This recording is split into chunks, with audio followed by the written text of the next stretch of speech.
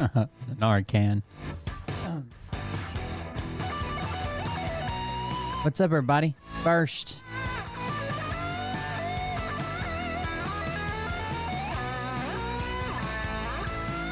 If you ain't first, you're last. That's what they say. I've been feeling kind of. I don't think I have COVID. I've been feeling kind of shitty. I'm actually sitting in my office right now, and it's like 72 degrees in here, and I got the chills for like hours. I don't know.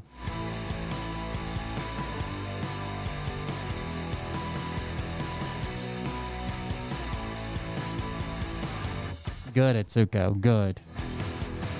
We don't need the Chinese Communist Party listening in on us. We're going to talk about U.S. politics. Okay? Me CCP.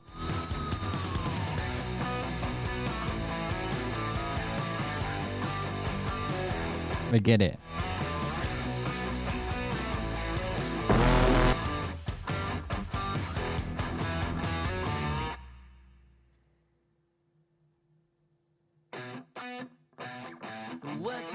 What you think about when you're born into a fire.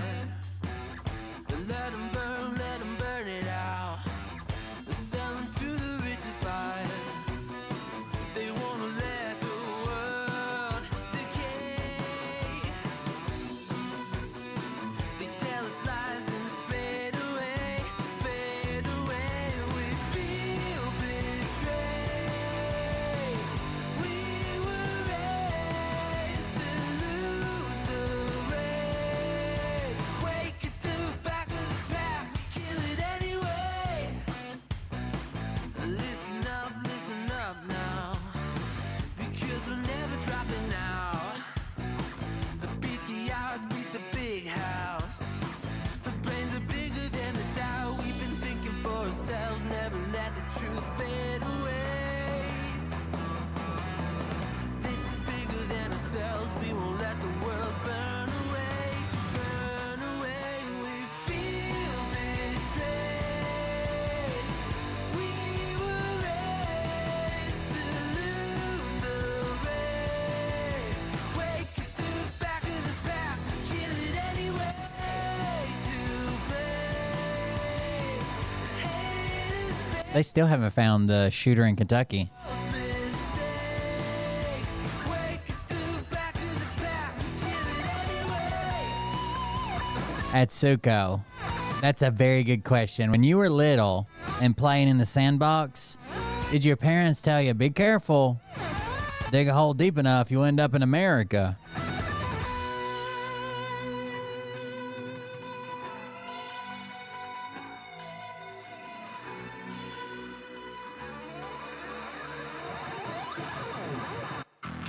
And we feel betrayed. We were raised to lose the race. Because we all heard that growing up. Kill it anyway. To blame. We were told it would be chilly when your robot servant was digging your hole for you. Back of the pack, kill it anyway. Yeah, get better soon, Jizzy McBride.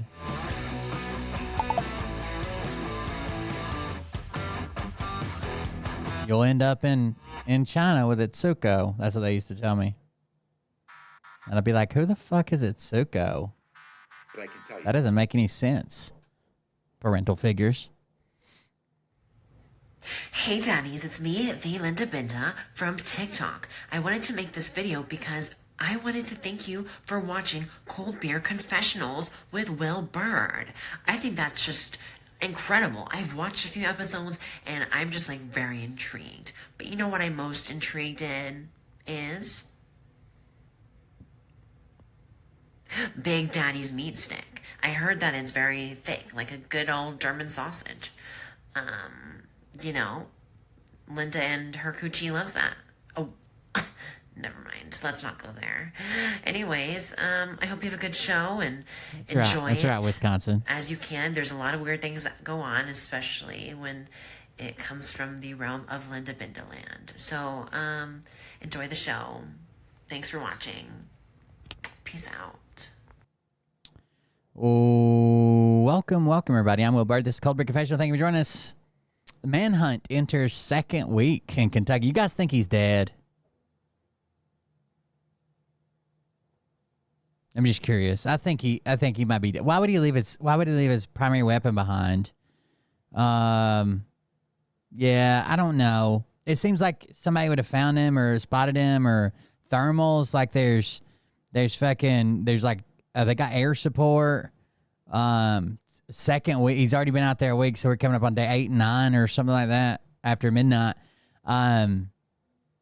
They were out of school all week last week. I think so. My sister said, and I can't remember. She told me or I read it in an article, but they shut schools all, but they can't keep doing that. You know what I mean? Weird. Anyways, nothing spectacular's happened in the news today. It's just been a regular fucking day. It's not like a Trump supporter from 2016 took a shot at Trump and then everybody blamed Kamala Harris for it, you know? But that seems like that's what happened. Also, kind of weird that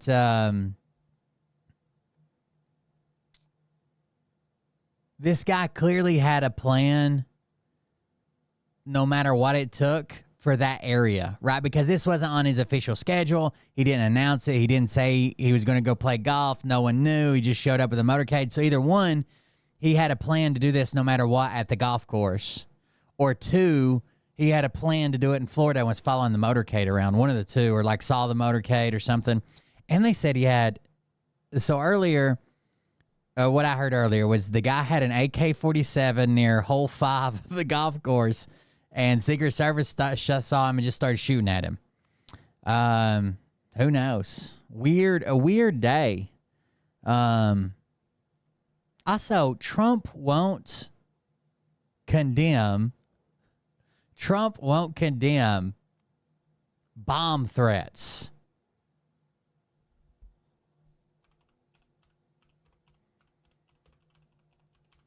So we're going to watch a clip here, and I want to phrase this two different ways, okay? The right way to address this would be like, I condemn all political violence, right? There's a second way that you can address this when you say, like, I haven't heard about that. I haven't heard about bomb threats. But I'll check into that and I'll get back with you. That doesn't look nearly as good. That's a weird way to do it. It looks like you're like holding out hope that it's like a Democrat or something that did it. That doesn't look as good, but that's another way that you could potentially handle this. The way you shouldn't handle this is say, I don't know anything about bomb threats. All I know is that town's overrun with illegal aliens.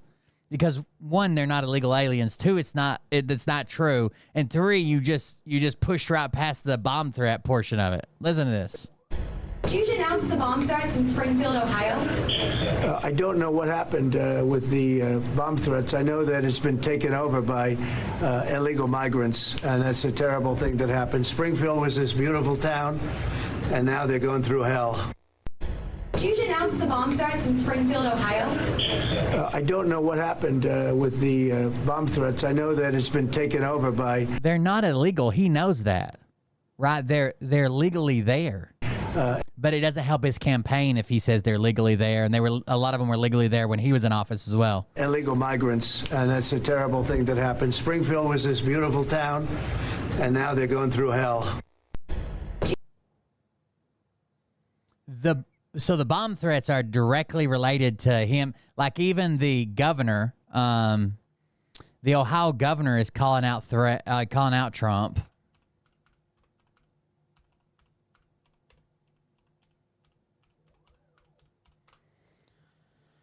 Is calling out Trump on these. If we can find the video clip of him. Dogs and cats be eaten. It's just ridiculous. Also on Tuesday night, Trump refused to accept again the 2020 election results. He told false stories, as you. Oh wait, it might be before this clip. Falsely claimed that he ordered National Guard troops, 10,000.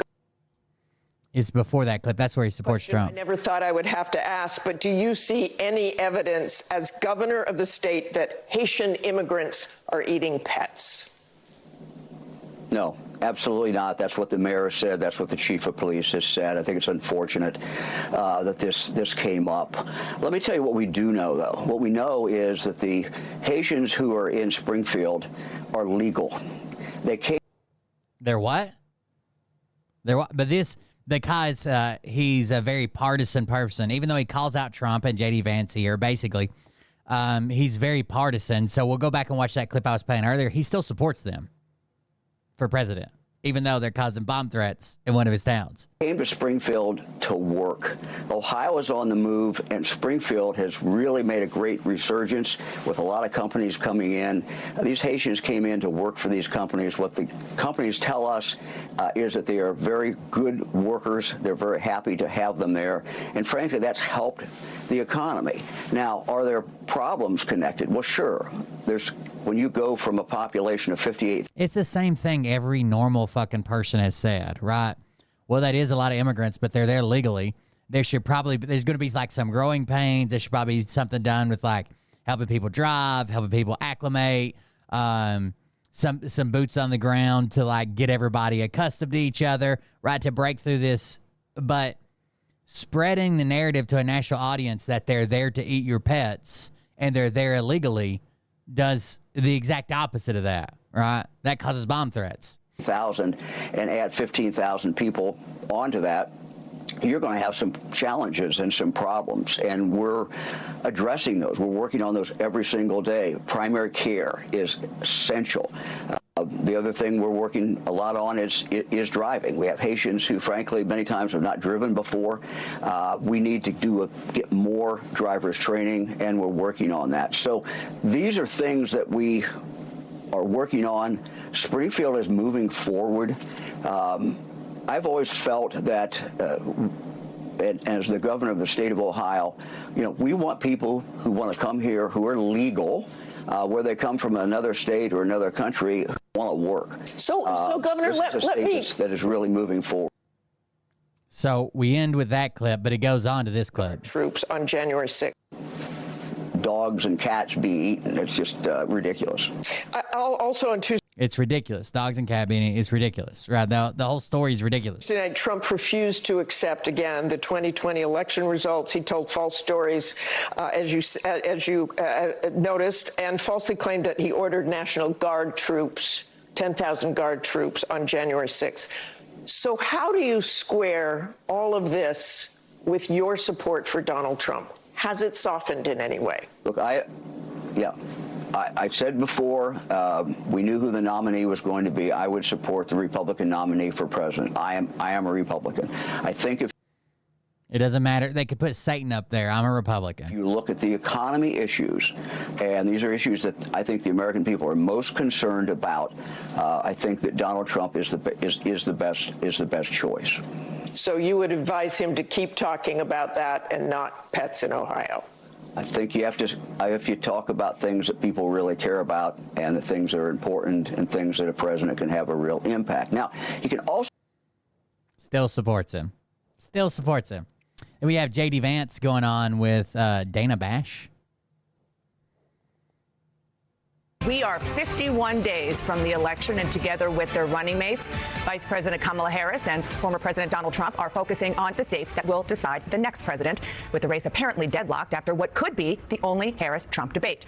But Donald Trump is also doubling down on a baseless claim that he made at the debate, that Haitian immigrants in Springfield, Ohio, are eating people's pets. Of course he is. So is JD Vance. Well, some guy told me this. My constituents told me this. Local officials and he actually slips up in this and says that if I have to make up a story to get people to notice, blah, blah, blah, he says that. But then he walks it back and he's like, oh, I mean, make the media cover a true story that I heard from other people. the state's Republican governors say there is absolutely no evidence of that claim, and they are warning it is actually hurting their city. Springfield, Ohio is facing a fourth day of threats over the claims that have forced a college, hospitals, and schools to lock down. Meanwhile, Springfield police say they received 2 calls about Proud Boys marching through the city. Here's how Donald Trump responded to the controversy over Haitians who, I want to note, are in the U.S. legally. I don't know what happened with the bomb threats. I know that it's been taken over by illegal migrants, and that's a terrible thing that happened. Springfield was this They're not illegal, and they're not even migrants. Rather, refugees. beautiful town, and now they're going through hell. Here with me now is Republican Vice Presidential There he is. The ultimate smoky eye. nominee JD Vance, who represents Ohio in the U.S. Senate. Thank you for being here, sir. So the mayor of Springfield, Ohio, Rob Rue, said, quote, all these federal politicians that have negatively spun our city, they need to know they're hurting our city, and it was their words that did it.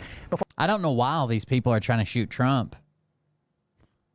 I have no idea. Especially like his former supporters and registered Republicans. Weird. Before Donald Trump talked about eating dogs and cats on a debate stage, it was you, Senator, who first elevated this baseless rumor. These are your constituents. So why are you putting them at risk by continuing to spread claims about Haitian immigrants, despite officials in your state saying that there's no evidence and pleading for you to stop? Well, Dana, first of all, what's putting the residents of Springfield at risk, which was a town completely ignored by the American media? So just completely bypass that. Why do you keep putting this baseless claim out? Well, what's really putting them at risk is Biden bought all these Venezuelans here. Until Donald Trump and I Haitians. some of these concerns is that they can't afford housing, they can't afford health care. The schools have been overwhelmed, the hospitals have been overwhelmed, and they're overwhelmed because Kamala Harris allowed 20,000 Haitian migrants to get dropped into a small Ohio town of about 40,000 people, and it's completely overwhelmed the services. Now, you ask, why have I talked about some of the things that I've been talking about? Let me just say this. My constituents have brought a Sure, you can always vote a different way, but I think very hot take here. I think when the more time you spend being super divisive, causing hate to befall on other people, spreading baseless rumors, being a threat to the actual democracy as a whole, refusing to accept the election results, making threats like I'm going to change the Department of Justice to attack my political enemies. I think the more you do that, the more likely you are that there's going to be a fucking nut job come and shoot you. Right? You can if this guy, if Trump was a pastor of a church that believed that all black people and homosexuals go to hell, and he always preached, he showed up at funerals like that one church that showed up at all the soldiers' funerals, that showed up, that would show up at anybody that was homosexual that died, show up, and someone takes a shot at one of them, we'd be like, well, seems like he's been doing this for fucking 10 years, like, kind of, like, it's not okay, but I can understand how people get fucking tired of it. approximately Westboro, thank you. Separate concerns to me. 10 of them are verifiable and confirmable, and a couple of them I talk about because my constituents are telling me firsthand that they're seeing these things. So I have two options, Dana. I can ignore them, which is what the American media has done for years to this community, or I can actually talk about what people are telling me. And of course, many of the things that the media says are completely baseless have since been confirmed. For example, I was told, Dana, that by the American media, that it was baseless that migrants were capturing the geese from the local park pond and eating them. And yet there are 911 calls from well That's also not true. before this ever became a viral sensation of people complaining about that exact thing happening. So my attitude is listen to my constituents. Sometimes they're going to say things that people don't like, but they're saying things that people don't like because their town has been overwhelmed, and it's my job to try to fight for them and to protect them. Kamala Harris opened the border, and now these people are suffering. That's what I'm focused on. Like, I don't condone violence in any ways, especially political violence. But at some point, like, he can't even condemn bomb threats. At some point, like, his hands are dirty enough to where if he gets brought up in dirty shit, we're like, well, you know, you were fucking playing in the mud. I'm sorry you got hit in the face with mud, but it seems like you were playing in the mud quite a bit. Senator, I have to go through several things that you just said. First of all, the Clark County Sheriff and the Ohio Department of Natural Resources reviewed 11 months of 911 calls. They only identified 2 instances of people alleging Haitians were taking geese out of parks. They found 0 evidence to substantiate. Again, nobody was taking geese out of parks. This is just people repeating it. Like, I've heard that. Someone said that. The guy that did the guy that went viral for saying they're taking the ducks out of the parks. He saw a picture and a meme on the internet. That's how he found out about it. One of his friends shared it. Those claims. Also, other evidence that you have talked about, even you've retweeted alleged evidence, are unsourced social media videos from a different city. Apparently, no connection. Jessif just resubscribed for 27 months. Thank you, Jessif. to Haitians. And this is from a conservative activist who offered a $5,000 reward for such things. And then going just backly to the schools and the hospitals and so forth being overwhelmed. Nobody is disputing that the town of Springfield. No one's saying that there's probably a crunch on housing and benefits and social services and hospitals, and it's probably more crowded. No one's disputing that. We're actually disputing that they're eating people's pets, which you keep spreading. Springfield, Ohio needs help. But you're not just a bystander. You're the senator from Ohio. So instead of saying things that are wrong and actually causing the hospitals, the schools, the government buildings to be evacuated because of bomb threats, because of the cats and dogs thing, why not actually be constructive in helping to better integrate them into the community? Because there are a lot of employers there who say that the Haitian workers are helping fill jobs that they need desperately filled. Dana, first of all, let me just respond to a couple of things that you said, but I want to start with something you said, which I think is frankly disgusting and is more appropriate for a Democratic propagandist than it is for an American journalist. There is nothing that I have said that has led to threats against these hospitals. These hospitals, the bomb threats and so forth, it's disgusting. The violence is disgusting. We condemn it. We condemn all violence. Senator, this happened after you and President Trump were on the debate stage, said that cats and dogs were being eaten. You asked a question, Dana, and I'm going to go ahead and answer it.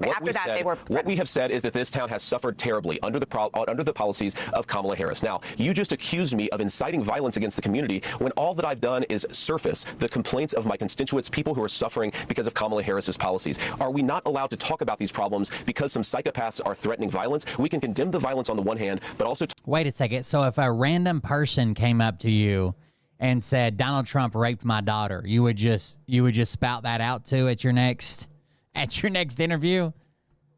Right? You don't have any responsibility to check to see if any of it's true. You're just repeating what your constituents say. Talk about the terrible consequences of Kamala Harris's open border on the other hand. Now, let me just fact check a couple of other things that you said, Dana, because it's important. They didn't come through the open border. Said that all of these migrants are in the country legally. They're in the country through what's called temporary protective status. Right. That is when Kamala Harris waved a magic amnesty wand, taking people and giving them legal status. That is not to say that they're here legally. That is a terrible indictment of her amnesty policies that have further opened the border and further caused terrible migration into this country. You might not agree. They're here legally. Obviously, you don't, which is totally fair and legitimate. There are policy disagreements all the time. But the fact is, it is the law because President Biden and Vice President Harris are. But I don't want to frankly go down this conversation about policy because you made a point. I agree. You don't want to talk about policy. No, what I want to talk about. I'm pretty sure they only extended it. They didn't put it in place. Like they extended it, right? About the fact, Senator, it was your distraction. Granted amnesty. You were the one who started talking about eating dogs and cats. You were the one who brought this up. The president said it to 60 million people. Cats, and I talked about it because you were ignoring this community. My constituents talked about it. Have you been to Springfield? It's my responsibility to surface their concerns when the American media. Have you been to Springfield? Dana, I've been to Springfield probably 100 times in my life. How about recently, since you've heard this? Ice cream at Young's Jersey Dairy. Have you heard recently since you've gotten these? Oh, I had ice cream at Young's Jersey Dairy. Have I been the last 4 days? No, I haven't been the last 4 days, but I've talked to a lot of people in Springfield, Dana, and they're telling me this stuff is happening. Dana, would you like to ask me questions and then let me answer them, or would you like to debate me on these topics? I noticed that when you had Kamala Harris and Tim Walz, you gave them multiple choice answers to the questions that you asked, and you allowed them to answer the questions. I'm happy to be here to talk about policy. Multiple choice questions. You gave them multiple choice questions when they were on here. Okay, I noticed they picked C a lot. But if you're going to interrupt me every single time that I open my mouth, then why am I even doing this? So please ask a question, and I'd ask you to be polite enough to let me answer it. Yes, I am, and I think that if Kamala Harris and Tim Walz were making unsubstantiated claims that had racist undertones about people eating dogs and cats, and they didn't answer the questions about that, then I would have similar interactions with them. As you know, I am very grateful that you come on the show, as I am for other Republicans, but this is something that you're hearing from constituents. I did a lot of reporting. I talked to people in Ohio over the weekend, and they're really worried about these claims. The policies, yes, I am agreeing with you that what I heard is that there is concern that these migrants, there's a lot of them, and the integration isn't being done fast enough and well enough. And that's a totally legitimate conversation. But there are other conversations that are happening. Now we're going on. There's a part 2. Obviously, it didn't end. So here's part 2. Aiden Clark, who is so Aiden Clark was a child who passed away from Springfield in an accident that involved a Haitian. Now, JD Vance and Donald Trump call him out by name and say that he was murdered His parents have come out and said, you don't have the right to say this. You can't use my son's name. We're not doing this. He wasn't murdered. It was a vehicle accident. Why are you running around saying he was murdered by Haitian illegal immigrants? Which isn't true, rightfully so. They came out and asked them to stop and called out JD Vance and Trump by name and asked them to stop this. This is her asking him about that. An 11-year-old boy who was killed in Springfield last year. It was a car accident involving a Haitian immigrant. You said that he was murdered. His father said that's not true. It was an accident. Here's what he said to you.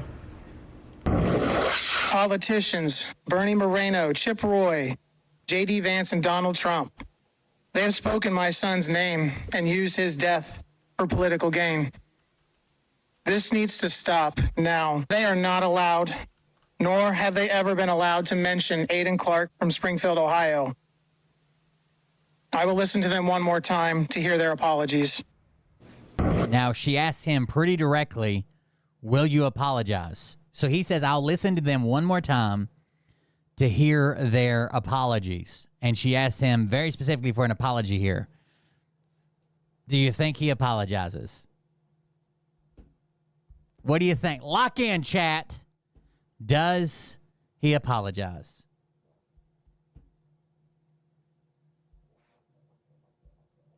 That would be very hard to do. Like if your son was part of this and brought in the political sphere, you got to be upset that your child has passed away, right? And probably not very happy with the system that made this ultimate confrontation between the two people. And someone's putting power behind their name. It'd be hard to stand up and be like, "Hey, you're doing this for the wrong reason." They must be fucking amazing people, but. Senator, he's asking for you to apologize. Will you? Dana, first of all, my heart goes out to the Clark family, and I don't bring their son's name up because they've clearly expressed a preference for politicians to not bring their son's name up. I wish them all the best. I can't believe what kind of a tragedy. My heart goes out to them. I wish them the best. They've experienced. But can't believe the tragedy they've experienced. I'm still going to keep on talking about what the migrants. No, I'm still going to keep talking about him. I won't say his name, but I'll be like, an 11-year-old boy was murdered by Haitians. To Springfield, Ohio, and what Kamala Harris's open border has done to Springfield, Ohio. And Dana, I think this illustrates the entire contrast between how we're trying to go about this debate and how a lot of the Democrats are trying to go about this. Can't even apologize to the parents that you use their son's name for political gain.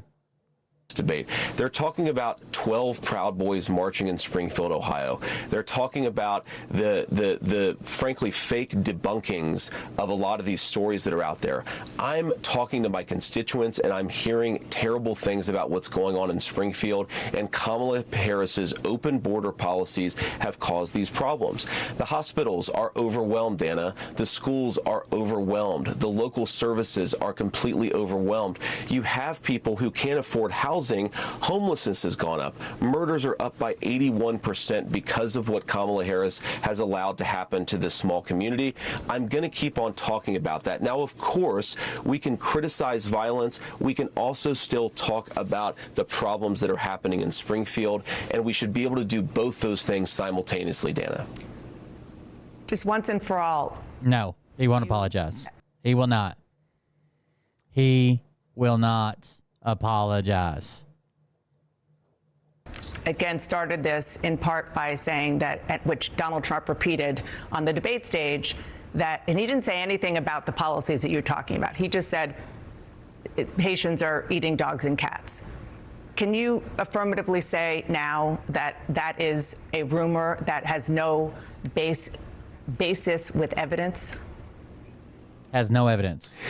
Dana, the evidence is the first-hand account of my constituents who are telling me that this happened. And by the way, I've been trying to talk about the problems in Springfield for months, and the American media ignored it. There was a congressional hearing just last week of angel moms who lost children because Kamala Harris let criminal migrants into this country who then murdered their children. The American media totally ignored this stuff until Donald Trump and I started talking about cat memes. Okay. I have to. But it wasn't just a meme.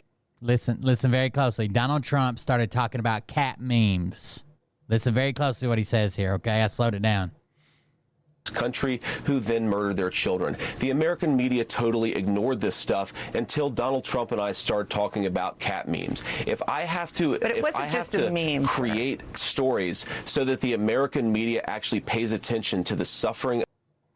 If I have to create stories so the American media actually pays attention to the suffering of these people, of the American people, then that's what I'm going to do, Dana, because you guys are completely letting Kamala Harris coast. You had one interview with her. You talk about pushing back against me, Dana. You didn't push back against the fact that she cast the deciding vote on the Inflation Reduction Act, which is why a lot of Americans can't afford food and housing. You just said that you're creating a story.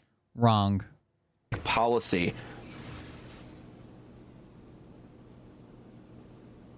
Sir, you just said that you're creating the story. What's that, Dana?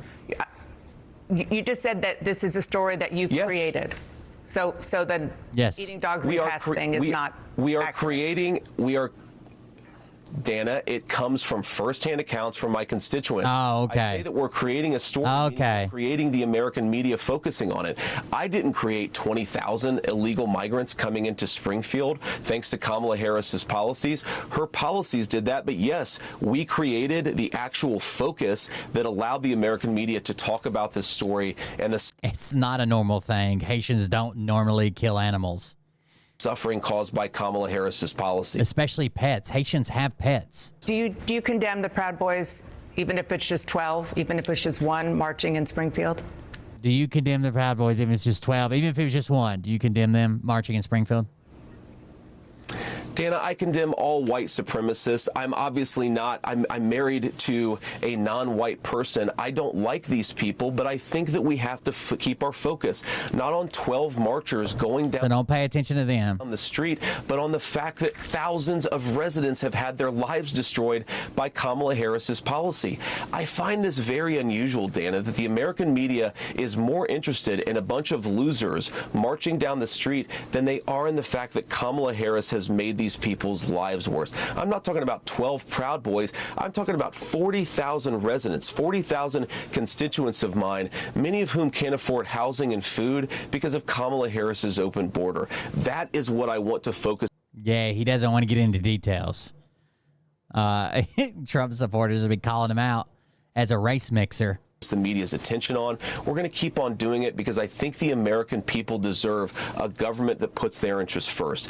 Can I make just one more final point about this, Dana? Yes, please. You've heard a lot of the media focusing on every possible distraction from the story in Springfield. You've heard them focus on these Proud Boys marches. You've heard just in this interview, Dana, the suggestion that because some psychopath is calling it a bomb threat, somehow we have to then ignore 40,000 Springfieldians who are having their lives worsened by Kamala Harris's policies. Well, what is the implication, Dana? I actually love to have this conversation right now live on air. Right. What is the implication when you say you calling out these problems has caused a bomb threat?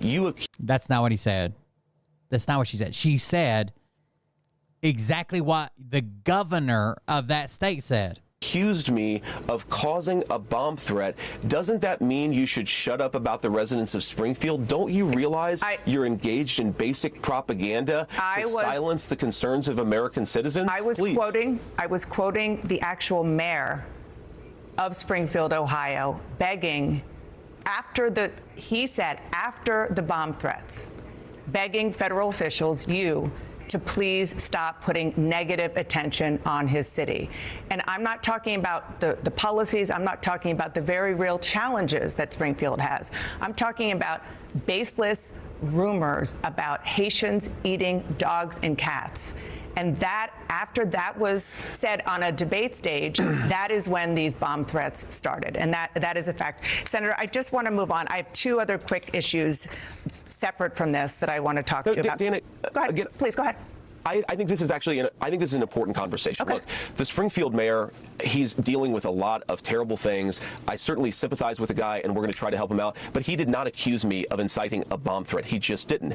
And if we're going to take the firsthand accounts of people who are on the ground in Springfield, why don't you bring on some of the people on your program who say that the migrants are eating their pets? You're applying a double standard here. You're saying if one person... Nobody can find anybody who's saying this. We can find people that say, I saw it on Facebook, or a friend of a sister of a daughter of a person over here said it.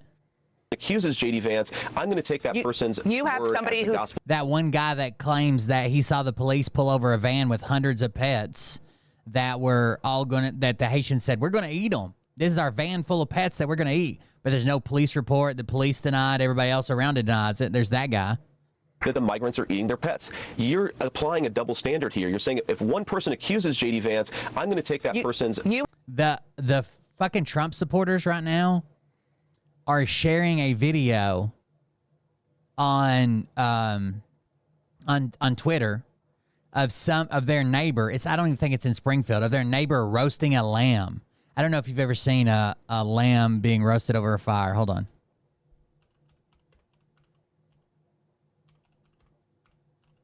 A lamb that they bought, slaughtered, and decided to roast.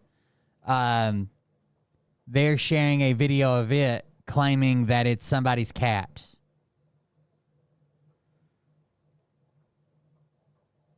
Let me see if I can find a good image.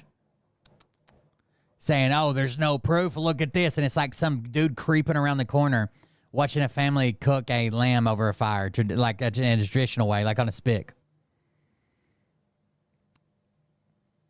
Spit roasted lamb, something like, well, that's a drawing. Hold on. On spit.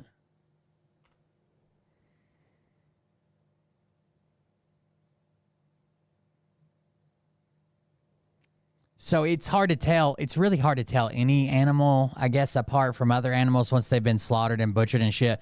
But like, here's a picture of like a lamb on a spit being roasted over a fire. They're sharing this and claiming that it's somebody's cat. And there's even somebody's kids in the video, dude. Who shared that? Let me see. Was it...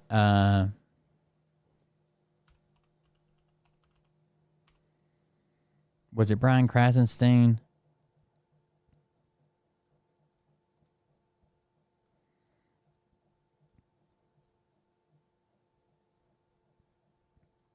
Here we go. Record the fact that our Bosnian neighbors are barbecuing a dog. We thought we'd record the fact that our Bosnian neighbors are barbecuing a dog. You might be looking at this and saying, that's not a dog. But go up closer so you can look at his tail. You can see the tail. Oops. You can see the tail and an open fire. I'm not sure what's on the underbelly of it, but the little kid out there keeps saying, a dog, we got a dog. So that's really fun. They're barbecuing a damn dog. This is the video they're sharing now. And our cat's missing. And our cat's missing. The fact that our Bosnian neighbor... And they don't even claim... They're talking about Bosnians. So this is spread to like just be racist against anybody who eats something different than you, right? If they're not going to McDonald's to the drive-thru, they just got to be racist. But I don't think they realize that a lamb's tail... When a lamb has fur on it, its tail looks like a fluff ball, right? But a lamb's tail is pretty long and slender, right? It's not like 2 foot long like a big ass dog's tail, but it's pretty fucking long. But I just don't think, I don't know why, whatever. Now it spreads to anybody who's not from the U.S., right? So now it's Bosnians, it's Haitians, it's Venezuelans, it's weird how all of this fucking hateful rhetoric against immigrants pops up whenever Donald Trump's running for something. Isn't that strange? He doesn't have anything to do with it, right? It's not him doing it. But it's very strange that every time he runs, all this rhetoric pops up. I can't believe people aren't just tired of him just being a fucking ass. Well, obviously some people are tired of him being an ass. They're fucking waiting in the bushes at his golf course, but... You have somebody even if you misrepresent it. If you have another person who's saying they're eating the cats, you're going to completely ignore them, attack them. Do you have somebody? She's asking you. That double standard is why people don't trust the media and why we're not talking about public policy 51 days out from a presidential election. Okay, if you have somebody you want to tell us about, who has proof that somebody ate their cat, of course we want to hear that. We certainly have had no evidence that that is actually something that happened. And I just want to say, I have not accused you of anything. I am quoting the mayor who said, after these bomb threats, federal politicians are negatively spinning our city. They need to know they are hurting our city. It was their... That video pops up, and I think it's from Boise, Idaho, but it doesn't matter. They're sharing it anyways. This is false. The animal being roasted on a spit in the video is not a dog. It's a lamb. Pictures provided in this article. So let's grab this article. Damn. Now we got to go research this.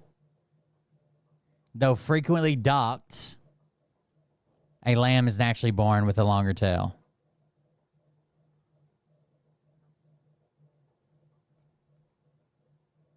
There's a picture right there. Is that a good picture? It's got a pretty long tail. It's hard to see, chat. Hold on. Is that pictures provided in this article? Though frequently docked, lambs are born with tails, and then it shows it on the homestead. It's got a pretty long, slender tail. It's a lamb. 100% it's a lamb. Fucking dog.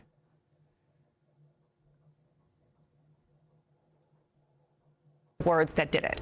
Okay, that I'm quoting him, and it seems to be She asked, do you have anybody that would come on with evidence that their dog has been eaten? He never responds. I am quoting. Hear that. We certainly have had no evidence. That have somebody you want to tell us about who has proof that somebody ate their cat. Of course we want to hear that. We certainly have had no evidence that that is actually something that happened. And I just want to say, I have not accused you of anything. I am quoting the mayor who said, after these bomb threats, federal politicians are negatively spinning our city. They need to know they are hurting our city. It was their words. That Lamb of dog. There's probably a good joke in there somewhere. I'm quoting him, and it seems to be a cause and effect. Roll the tape. You just accused me of inciting a bomb threat. There's no evidence of this. I condemn violence and threats of violence. We should be able to do that and also still talk about what's going on in Springfield. You realize that Trump doesn't, though, right? I don't know what happened with that, but there's a bunch of illegal immigrants there and we're pretty upset about it. Hear that you condemn it. That is very important. We had a lot of other issues to get to, but I really hope that you do come back so we can talk about other issues. Senator, thank you so much. Thanks, Dana.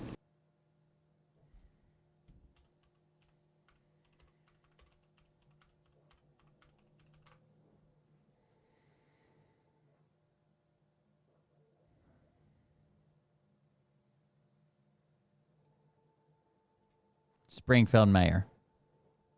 You just heard JD Vance repeat his claims about Haitian immigrants in Springfield, Ohio. I want to go live now to Springfield and talk to the mayor, Rob Rue. Thank you so much for being here. I really appreciate it. We have a lot to get to, but I want to know, first of all, about what's going on at this time. Your schools, city buildings have been facing threats. The local college had to cancel events today. The immigrant community has been facing a lot of attacks. I want to just ask about how things are going broadly in Springfield right now. Well, Dave, thanks for having me on. It's just obviously a very difficult time. You know, we have been shined under a spotlight that is so bright that it's hard to see some of the things that we actually need to be focusing on. And that's been difficult for sure. But, you know, we're concerned about the security in our community and we're focused on that right now. And when you say you're concerned about the security in your community and focus on that, can you elaborate about what security threats? I mean, we know about some of the bomb threats at schools, hospitals, colleges. Is there anything else that you want to share? Why does that video have two different... It says Haitian immigrants cook cats in Springfield, Ohio. What's on the grill in Ohio? Cat barbecue. Then underneath that, it says Congo Haitian immigrants kill and cook cats and dogs in Parkwood, Philadelphia. Why does that video have two different locations on it, Dr. J? We've had 3 consecutive days of threats, not to myself personally and our family, but as well as the other commissioners and some other officials. So it's, like I said, definitely a high stress time that is just really difficult to handle right now. Yeah, I'm sure. What are the nature of the threats? I missed this first statement. I'm sorry. Hold on. Now is Republican presidential nominee. You just heard JD. We have a lot to get to, but I want to know, first of all, about what's going on at this time. Your schools, city buildings have been facing threats. The local college had to cancel events today. The immigrant community has been facing a lot of attacks. I want to just ask about how things are going broadly in Springfield right now. Well, Dave, thanks for having me on. It's just obviously a very difficult time. You know, we have been shined under a spotlight that is so... I've seen dogs and cats butchered in open air meat markets, like hanging right there in open air meat markets. Right, that it's hard to see some of the things that we actually need to be focusing on, and that's been difficult for sure. But we're concerned about the security in our community, and we're focused on that right now. And when you say you're concerned about the security in your community and focus on that, can you elaborate about what security threats? I mean, we know about some of the bomb threats at schools, hospitals, colleges. Is there anything else that you want to share? We've had 3 consecutive days of threats, not to myself personally and our family, but as well as the other commissioners and some other officials. So it's, like I said, definitely a high stress time that is just really difficult to handle right now. Yeah, I'm sure. What are the nature of the threats? Extremely negative and harmful and just extremely disruptive. And is it specific to the allegations without evidence of eating cats and dogs? Is it more broadly about the Haitian immigrants? Can you be a little bit more specific? Well, I think it's, I think just because everything is stirred up so much, people are responding according to their own way they respond, and a lot of it's unhealthy. There's real concerns with what we're dealing with here prior to this whole spotlight that's happened, and we won't deny that. There's been infrastructure strain. There has been, it's just been overwhelming at times, but we're trying as a community to lead well through this and put our arms around the situation. But what has happened in the last 3 before all of this negative press spread, local businesses were saying that local factories and businesses and stuff like that were saying that the Haitian immigrants basically saved a struggling Springfield, Ohio town. Like the influx of that workforce coming in, the work that they do, the money they earn, the taxes paid back in, basically saved the community. But now, because it's election season, get the fuck out of here. Stop eating our cats. 3 days has caused a more significant strain on our community. I want you to listen again to part of what JD Vance told me this morning. My constituents have brought approximately a dozen separate concerns to me. 10 of them are verifiable and confirmable, and a couple of them I talk about because my constituents are telling me firsthand that they're seeing these things. Mayor Rue, they're your constituents as well, and you live in the community. Do you have any confirmed reports of Haitian migrants eating dogs and cats in Springfield? We do not. And I think you highlighted earlier on one of your interviews that, the sheriff's department did go back through the last 11 months, and we just have no verifiable claim that this has actually happened. We've had a complaint, it was looked into, and then we couldn't call back and reach the person that made the complaint. It would be helpful. We are boots on the... So they had a complaint that was looked into, and then the person wouldn't even answer the phone when they tried to follow up. We are here with our constituents. The governor of the state of Ohio, Mike DeWine, recognizes and trusts the local officials to share the proper information and believes us. It would be helpful for those that are spinning Springfield into this world to understand that you can trust us. We are telling the truth to our community. We are not ignoring the strain that the immigration has put in our community, but we are here to try to put our arms around it and to work as peaceably as possible. If I was starving, I don't have this weird... I know a lot of people are really attached to their pets, will like bankrupt themselves trying to save their pets from like cancer and shit like that. Like, if I was starving, I would eat. I mean, it's all meat, right? Of our community secure and safe and thriving and moving forward, just like we have been over the last decade. 8,000 new jobs have come to our community over the last 10 years. We are a community that comes together and works together. And these are the things that we want to talk about, Springfield to the nation, not the things that we have to keep telling the press, like, hey, your pets are safe in Springfield, Ohio. They absolutely are. It's crazy I have to keep saying that. You said people keep spinning things that aren't true. It's crazy you have to keep saying that. And you said that Mike DeWine, the governor, has been very supportive not only of this program and of the Haitians in your community, because you said that a big part of the reason they're there is because there are jobs that employers need to fill, and they're filling those jobs. You didn't mention Senator Vance, who, of course, currently represents your community and your broader state in the United States Senate. Have you heard from him directly?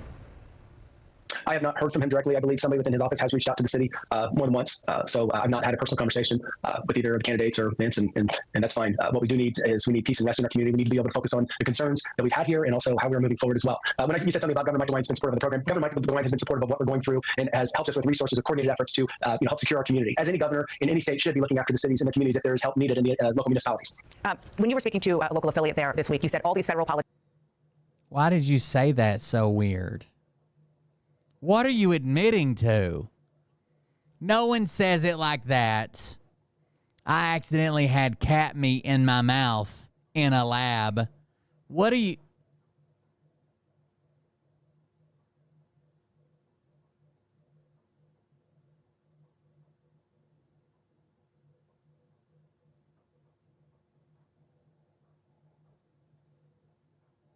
Why'd you say it very specifically like that? Politicians that have negatively spun our city, they need to know they're hurting our city, and it was their words that did it. You heard me mention that to JD Vance, and he denied responsibility for having anything to do with the threats that you just talked about that have been going on over the last... I bet it is. So I said this earlier in another interview. It would be helpful if they understood the weight of their words and how they could harm a community like ours. Again, I say the light has been shined so brightly that it's caused people to not even see clearly. It's too bright. And so it'd be helpful to bring peace with the words that you're saying about community. Imagine the people like from the Tyler Oliveira video, the people that are already saying like, the Nazis are here and the Klan's here, and we don't condone that, but we understand why they're here, and it's because of them. There's going to be a war, and it's going to be all of us versus all of them. Imagine how emboldened those people became when they hear a presidential candidate, a former president, maybe the next fucking president validate their anger by saying they're eating the cats and the dogs in Springfield. Like ours instead of unrest. We're listening to our constituents. We're not ignoring the problems. And, you know, we just appreciate more positive light for our community. Again, we're not ignoring the concerns. We just don't need such a bright light shining in our community that's causing unrest and a lack of peace. Okay, and I also just want to say that the governor was on another program today, and Governor DeWine, and he said that people need to stop talking about eating dogs and cats. I'm guessing based on what you... Imagine if it would have been brought up in a fucking normal goddamn human way, and someone would have said like something like, you know, there's a very real issue in Springfield. There's a lot of migrants that come in, and they have protected status, right? No one's saying that we need to get rid of them, but the administration's failing to implement that the right way. They're failing to. There's a lot of automobile accidents are up. Housing is through the roof, and this you could still be critical of Kamala Harris without fucking saying they're eating the dogs and cats. This is so fucking stupid. You just said you agree with that. The late great Dr. Hannibal Lecter. Even the person that posted I knew him. You didn't. We crashed in a helicopter together in San Francisco. Initial, cat situation has said that it was not true. It was very poor taste and judgment to do it, but they admitted it, and I appreciate that. Mayor Rue, thank you so much for coming on. I can't even imagine how difficult it is. You are a mayor of a very small town, and you have a lot on your plate. The way you describe that bright spotlight is really telling. Thanks for coming on. Appreciate it. Thanks for your time. This is what Dr. J is trying to get me to play for you. This is from Springfield, Ohio, and also Parkwood, Philadelphia. What is this they got on the grill? Is that the thing is cats? Man, listen, man. There go a cat right there. His ass. It says in Ohio to get views here, Springfield, Ohio. And then down here it says Parkwood, Philadelphia. It looks like it's been re-uploaded. This better get missing, man. Look like his homies on the grill, man. Yeah, it clearly says on the title, wherever it's at, it says, yo, the Africans wildin' on Parkwood. So it clearly is from Philadelphia. What the fuck? But there's been reports of of people being called out all over the nation now. All immigrants are basically, every fucking immigrant's now on the fucking chopping block. Could you, by looking at your neighbor, let's say that you're not very well versed, like you're just a normal American, right? Americans are very American-centric, right? Most Americans have a horrible time at, like, geography, right? Can't even find other countries. That's not like America, the UK, maybe Iraq, Afghanistan, maybe Russia. That's about it. Do you think that you could tell a difference between a new family that moved in that's from the Congo or from Venezuela or from Haiti or from South Africa when you see them across the street? You probably can't. Most people probably can't. I couldn't, right? But they're all getting the hate the same way.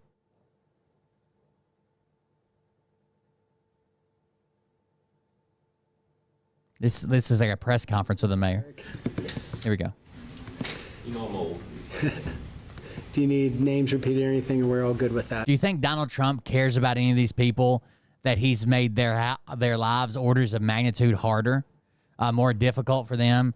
Just to exist in their town? Yeah. Okay, I want to thank you for coming to the city of Springfield today. I'm joined with Commission President Melanie Welch, Clark County Commission. We're here to address recent rumors that have been circulated related to our Haitian community. We wish to clarify that we have not been able to verify any credible reports or specific claims of pets. And what's crazy is if this would have been a normal politician, anybody else, except for Donald Trump, when everybody else come out and denied it, they've been like, he's crazy, or he got it wrong or whatever. But Donald Trump has trained them that he's never wrong. If he tells you something and someone tells you the opposite, they're deep state, they're rhinos, they're part of the mainstream media, they're never Trumpers, they're fucking part of the cabal. If this had been anybody else, people would have already fucking called him out. But because it's Trump, he spent the last goddamn 8 years training people not to listen to anything negative about him. Being harmed, injured, or abused by individuals within the immigrant community. Oh God, this made my goddamn brain hurt. Listen, chat, I want your honest opinion. Wait till I'm finished, and I want your honest opinion. am I the crazy person here? I posted something critical about Trump on Twitter. Okay? I posted it. I know it's anti-Trump, and I posted it. Someone that follows me for the Trump or for the Phil content comes to my Twitter page and says this exact words. These exact words. I thought you were one of us, but I guess you sided with Phil. Now, I responded, I don't know what that means. I'm anti-Trump. Phil is pro... Let's go read the thread. Fuck it. Phil is pro-Trump. So if anything, that means that you are siding with Phil. We're going to have to read it. We're going to have to read it.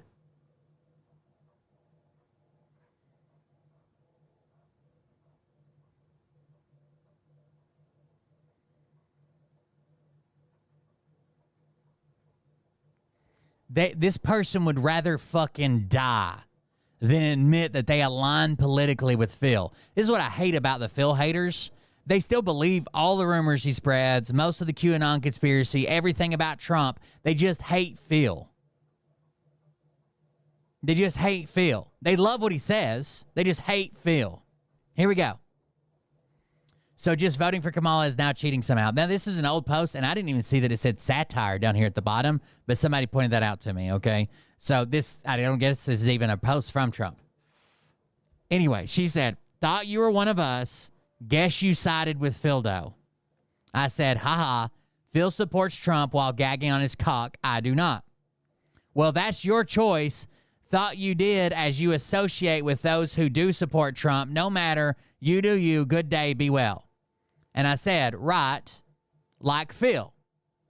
If we were splitting sides on who supports Trump and who doesn't, you are siding with Phil. So just like you came into my chat and said, I thought you were one of us, but I guess you sided with Phil. If we're using your metric, the metric that you made up, then I would be standing by myself and you would be sided with Phil. Dude, it's far bigger than just supporting Trump. There is far more going on than that, but would never side with a douche like Phil. No need to insult again. Be blessed, love, and light. So literally, she's calling me out for insulting her when I say the exact same thing she said to me. Thought you were one of us. Guess you sided with Phil. If we're splitting sides on who supports Trump and who doesn't, you are siding with Phil. No need to insult here. Damn. So then I said, you are the one who drew the lines, not me. You said, thought you were one of us. Guess you sided with Phildo because I don't support Trump and you do. Phil supports Trump. So I'm going to say this very slowly so maybe you can keep up. You came to my page. You drew the lines for the sides. You said I was siding with Phil because I don't support Trump. Phil supports Trump. So, by your own fucking metric, you are the one siding with Phil.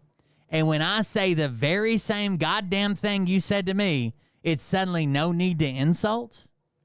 Hello, dumb bitch, are you home? I said the exact same thing to you that you said to me, except I was right. Jesus fucking Christ, you are retarded. Now, even Legend or Austin or somebody tries to get on this and says, politically, who do you agree with more, Phil or Will? And she says, neither, I don't have to choose. Because she doesn't want to say Phil. Like she would literally die before saying Phil. And I came in and commented and said, Phil, 1,000%. You are just lying.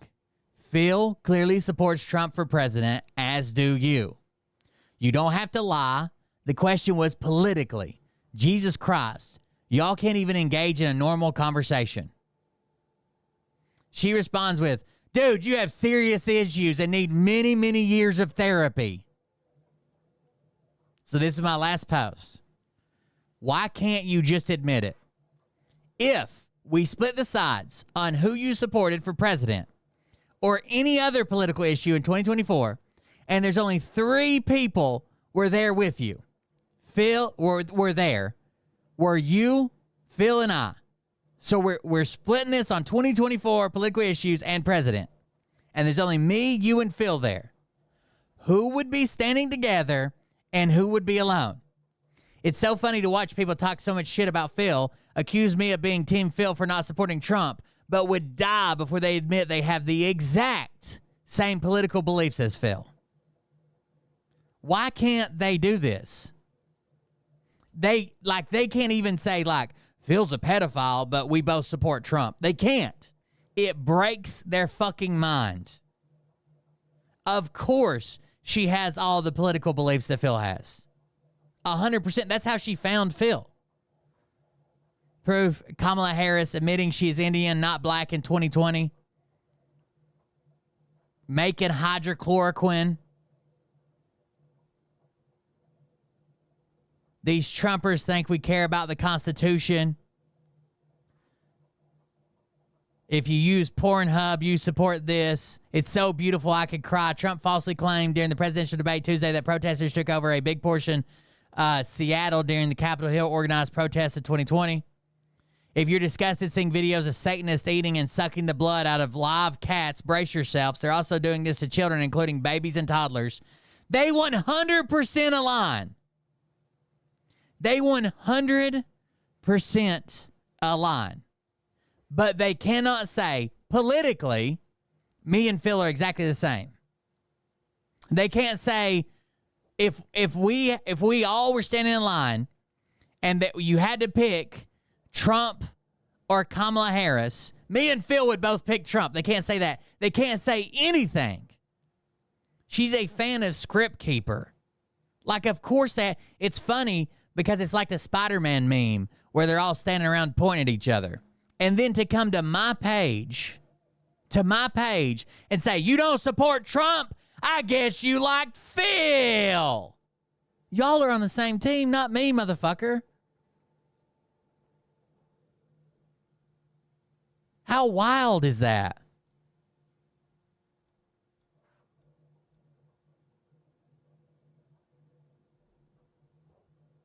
This blew my mind. This blew my fucking mind that I don't think they can find any Trump supporter Q-tard that knows about Phil and is anti-Phil. And this week, I dare you, send me screenshots. I fucking dare you. Find any Q-tard that knows about Phil and doesn't support Phil. So you can find them on Script Keeper's page or the Cocaine Line or whatever. And go in there and just say, yeah, you can even preface it. Say, yeah, Phil's a piece of shit. But you guys align politically, right? You guys would vote for the same thing, believe the same things are going on, believe the same issues, right? And see what they do. They'll melt the fuck down. They can't handle it. They can't do it. On your ballots, if you get the unsolicited ballots, send it in and then go make sure it counted. And if it doesn't tabulate, you vote. You just vote. And then if they tabulate it very late, which they shouldn't be doing, they'll see you voted and so it won't count. He's basically telling people to vote twice. Everybody knows that the mail-in ballots are counted last. So send it in early and then go and vote. And if it's not Send it in early and then go and vote. tabulated, He wanted people to vote twice. I think he knew even at this point he was probably staring down the barrel of a loss. vote. And the vote is going to count. You can't let them take your vote away. These people are playing dirty politics. Dirty politics. So if you have an absentee ballot, or as I call it, a solicited ballot, It's harder to find them though. Like, I know they exist. Like, I'm not crazy enough. The people that I really hate are the people that are like, I don't even follow Q. Yeah, adrenochrome's real. Yeah, the deep state cabal is real. Yeah, the Hillary fucking kill list is real. Yeah, all the Democrats and all the actors in Hollywood were at Epstein Island, but not Trump. Like, they believe every fucking conspiracy theory that is the core tenet of the Q movement. But they're like, I don't even follow Q. Some guy on 4chan or something. Yeah, you do. You might not realize it, but you do.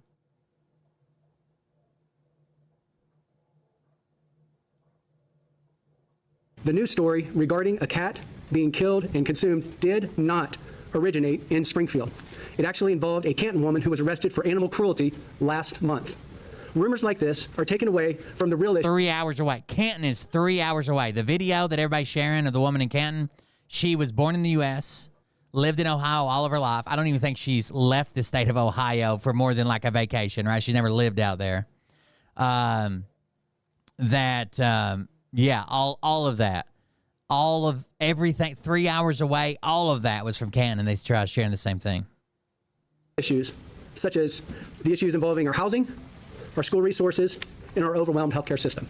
No, all of that wasn't around before Q. Pizzagate was a springboard into Q. Additionally, there have been no verified incidences of immigrants engaging in illegal activities as squatting or littering in front of residents' homes. As it relates to driving, I made a statement at the last city commission. And even the stuff that was around before has never been amplified before the Q shit the way it did. Meeting that I'm just as concerned as all of our citizens of the reckless operation, speeding, and distracted driving of motor vehicles in our community. In fact, I have continued to ask for support at the state level to support. Thank you for the gift of sub. Banana gifted Bug Jude 53 a subscription. Dr_J_Banana gifted a tier 1 sub to Bug Jude 53. They have given 20 gift subs in the channel. As it relates to driving, I made a statement at the last city commission meeting that I'm just as concerned as all of our citizens of the reckless operation, speeding, and distracted driving of motor vehicles in our community. In fact, I have continued to ask for support at the state level to support us in addressing these major driving-related concerns. Just recently, I think that would relieve a lot of stress if they could do something about like some type of training or drive. Imagine you live in a town of 40,000 people, and then suddenly 20,000 16-year-olds just start driving. Right? They've never driven a car, they've never had practice, they never had a permit, and they just start driving. Like, it's pretty bad. I don't think you could do a thing at the DMV to give like a more strict test to fucking immigrants. That'd be illegal. But I do think that they need some type of program there to help. Governor DeWine, in a press conference held today at 3:30, announced that he ordered the Director of Public Safety, Andy Wilson, and the State Highway Patrol to immediately begin a data-driven task enforcement search in conjunction with the Springfield Police Department and the Clark County. I also wish there was a way that they could handle really, really shitty landlords. So here's what landlords do. I've seen them do it here with the Mexicans. So let's say there's a house that rents for $500, okay? And it's a single-family house that rents for $500 a month. What'll happen is when that house becomes vacant, like a group of like the migrant workers that live here, some are migrant workers, some of them here live here year-round, but they're here for a lot of it for the farm work. What they'll do is they'll rent the house to like migrant workers, and now because 3 families are coming together to live in it, they'll charge them $1,500 a month rent. Even though it should only be bringing $500 a month, that's the average. They'll say, well, there's 3 families living here, so that's $500. This will charge them $1,500 a month rent. So what that does is they're taking advantage of those people. They're putting too many people in the fucking house. They're taking advantage of those people because a lot of other establishments don't want multiple families living in a single family home, or other people who own homes, or some of them are just like, well, we don't rent to fucking Mexicans. That they do that, and that artificially inflates. Like other shitty landlords hear about that, and they're like, oh, well, this would probably go for $2,000, and this would go for $1,200 or whatever. So it artificially inflates the housing market, the price, and they're really fucking those people over, right? They're really fucking those people over. The Sheriff's Department. We don't rent places by head count when you're signing a lease. To combat these driving issues. These are things that are very important to us. We want to make sure that we get these concerns and this information to the press. I'm going to go ahead and ask the Clark County Commission President, Melanie Will, to have a few comments. Thank you. Thank you all for coming. I'm Clark County Commission President. This could also be something that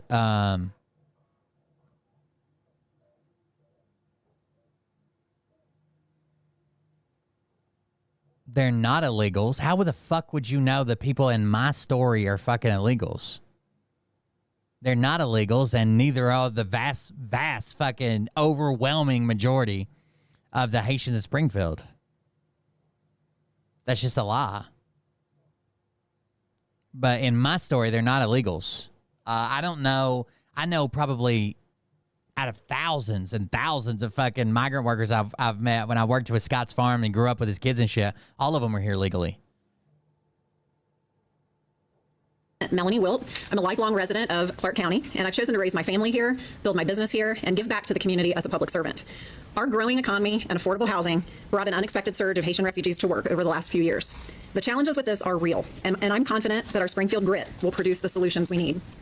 After the election is over and everyone's done using Springfield, Ohio as a talking point for immigration reform, we are the ones who are going to be left to live out the challenges and find the solutions. I urge my fellow Clark Countians to stop. That's the sad part. Is a lot of times when these cities get a spotlight, these cities get a political spotlight on a national stage, and they get all this hate, and they might get all this support from the other side. And some people are calling in bomb threats. Other people are trying to send money or raise money or whatever, send support. And then after the politics has settled down, in 3 months, nobody will be talking about Springfield at all. Ever. You'll never hear it again. Stop feeding the fear and instead use your energy to become part of the solution. No matter who wins the election. Misinformation circulating now nationwide are detracting from the real issues we face. School, education, housing, driving, and healthcare. Being in a leadership role right now is like a game of whack-a-mole. So no, the people I was talking about are not illegal, and the Haitians in Springfield are not illegal. Where we jump to extinguish one myth at a time. Our local leaders need to remain focused on 3 key priorities right now. Number 1 is launching new driver's training programs in response to some serious pain that this community has suffered. The city's taking the lead on this, working with the state of Ohio. We are so grateful to Governor DeWine for announcing additional support for those programs today. Secondly, we have to stabilize our infrastructure. The Amish do the same thing. So when I worked at a, I've told this story before, but I worked for a little while where I got shot in the knee with a nail gun. I shot myself in the knee with a nail gun. It was building those yard barns, right? Like you see them in the parking lots, like they're like rental places and shit like that. We like rent to own these storage little barns. When I worked there was a guy that came there from an Amish community, and I thought maybe Mennonite or something, but he was like legit Amish. I guess it was like a sect of the Amish that use some technology, but they're not like, I guess the Amish that you think about, but they use some technology, but not all technology or whatever. Still wore like the brown straw hat and the suspenders, like a normal Amish person. Anyways, he was sent here ahead of his community that was looking for a place to like, they were breaking off from another community and they were looking to settle down. He was sent here ahead and got a job there. And he was fucking one of the hardest workers. Like he would work his fucking ass off. But, he came ahead with money and found that job and worked there and bought a piece of land. And while he was working there, he built like one of the bigger barns and bought it himself. So like they gave him a discount. He basically just paid for the materials and he wasn't paid for his time. He built like this 20 by 40 barn or whatever, had it delivered to his property. And then like 13 families came down. They all roomed together and lived together while they went out and built barns and houses for everybody else on a piece of property. I think they brought like 40 some acres. He didn't buy it. It was the funds from their church or whatever, but they bought 40 some acres, but they all lived together while they spread out and made their own community. I also worked with a guy who was like, this was when I worked on turbines, which is really weird because that's like a high-tech job, right? To work on like jet engines. A guy that was like, I guess he was raised Mennonite, and he still carried some of the core beliefs of like the Mennonites, but he was like at his own family part, like just his family was like this church, right? So it's like his wife and his sister-in-law and their kids and their cousins. It was just this church of just his family's blood relatives. And he worked out on the road for us. And one day I caught him. This is disgusting. I'm not saying that all Mennonites or all Amish do this. This is fucking disgusting. One day I caught him sitting on the turbine shell, and it was hot as fuck. And he was taking his hand, and he was wiping the sweat off his brow, and he had a metal tin and he was wiping sweat off his brow and like raking his fingers on this metal tin, like an Altoids can, right? Like a round metal tin with a lid. And he was doing that, and I'm like, what the fuck, or whatever. So I saw him later, and I was asking him, I was like, what is that tin? I didn't say I saw him wiping his sweat off his brow. I was like, what is that tin you use? What is that thing in your back pocket? Is that a can of Skull? I think's the joke I made or whatever. He pulls it out. And it is like, ugh. It's like a congealed paste. It's body butter, okay, is what it is. It's like a congealed paste of their sweat and skin cells and shit. And they keep it in a tin and reduce it till it becomes like a paste. And they use it for like lip balm.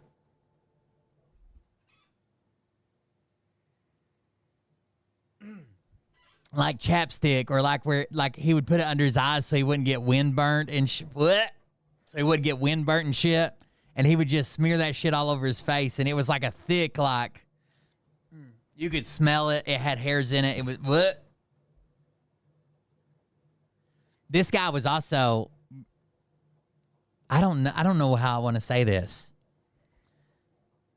I always called him like a piece of shit for doing this, but he was like miserly, I guess. So we were making good money. When I worked for GE, I was a lead man and a foreman when I left there, but even when I started there, I think I was making like $30-some an hour, 84 hours a week, 7/12s, and then we would get anywhere from like $100 to $250 a day per diem for meals and hotel. And what you don't spend to your per diem, you get to keep, and it's tax-free. So we would room together, we'd bunk together, like two of us in a room, and we'd find cheap like extended stays where we were, let's say we got $120 a week. For 7 days. So 120 times 7 times 2, because we had bunked together, that's like $1,600. So if we found a hotel that was $500 a week, we would split $600 a piece, right? We would take that home, and it was tax-free money. So you wanted to keep as much per diem as you could, and we always try to do this. This dude would find out we had a job in, let's say, I don't know, somewhere in Pennsylvania, right? We'd be going to like fucking outside of like Hershey, Pennsylvania. He would find out that was our next job, and we had to be there like on the 15th. He would leave like 2 weeks early for the job. He would go up there to where our job was going to be, the town our job was going to be in. He would attend to local churches. And when they asked if anybody had anything to say or speak or whatever, he would come up and be like, hey, I'm going to be working in this area, and I don't have a place to stay right now. Knowing we were getting paid to buy hotel rooms. He would go to churches, local churches in there, and say, I'm going to be working in this area for like 2 months or a month or whatever, and I don't have a place to stay right now. I was wondering if anybody would consider like putting me up and maybe for room and board, and I might be able to pay a little bit. He would go there and swindle people at the churches into basically housing him for free or for like $50 a week, so he could pocket the money that they were literally giving us to pay for a hotel and food and stay with just random people in this church, like basically like a guilt trip on them, right? Like he wouldn't say, hey, we're making fucking $40 an hour and $250 a day per diem. He would be like, I got this job. I'm only going to be in town for 2 weeks. I don't have a place to stay right now. If somebody here could give us a place to stay, that was the shit that he would pull. It's crazy. Structure and funding. We are doing this at the county and the city. We are working. It's a play on words. I don't know if you get it or not, but Trump shooting up in the polls, like shooting up. I should have said shooting up in the holes at the golf course, but I put polls. With our congressional representatives, our state legislators, our administrative professionals, and we are addressing all of those things through existing programs that we have already established for things like food security, housing, and job and family services. The third key priority for us has to be to help newcomers assimilate to the community. This is being done by those in our nonprofit, education, and church communities, and within the Haitian community itself.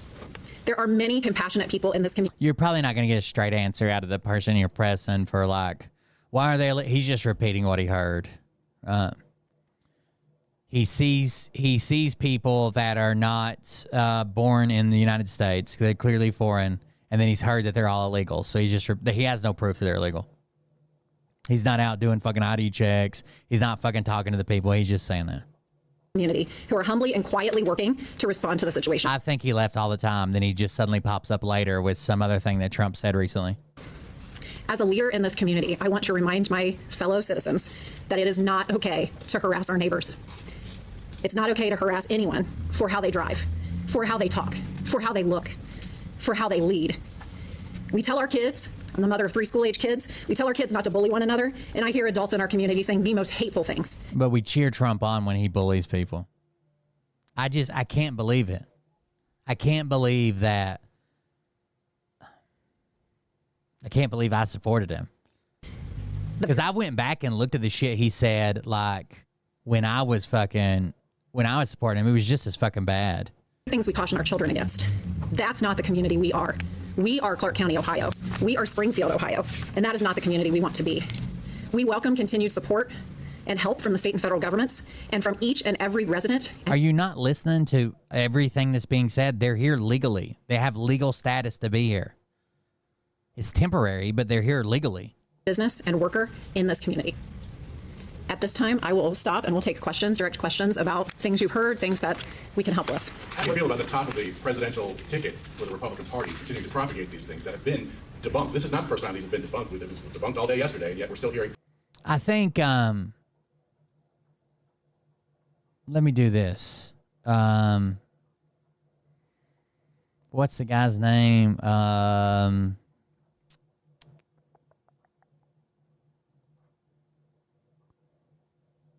Damn it, I can't. Hold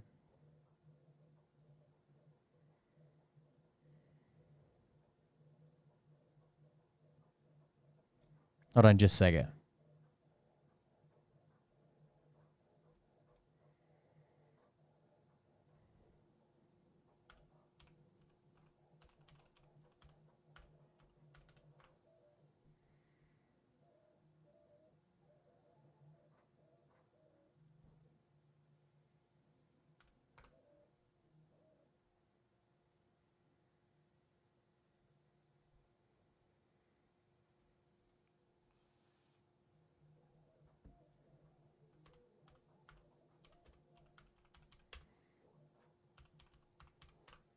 Sorry, I can't think of any fucking names.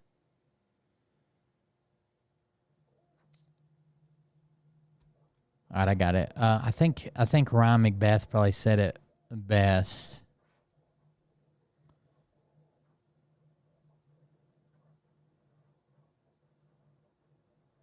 Seems like all 960. So where did this whole Haitians eating pets thing originate from? Seems like all 960,000 of. That's not it. Where's the thing at?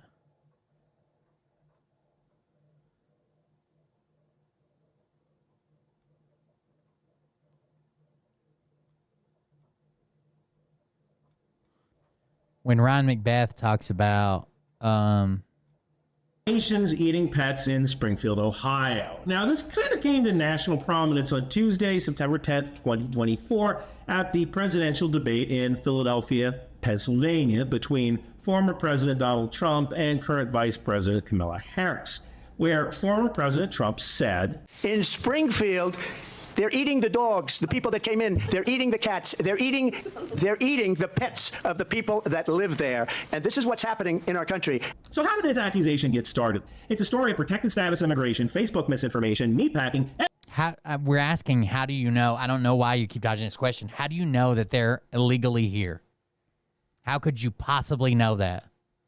You see a group of people and I say, hey, are they here legally or illegally? And you say they're all illegally here, they'll be deported. How do you know that? Everybody's favorite counterfeit conservative and wokeness and turtle soup.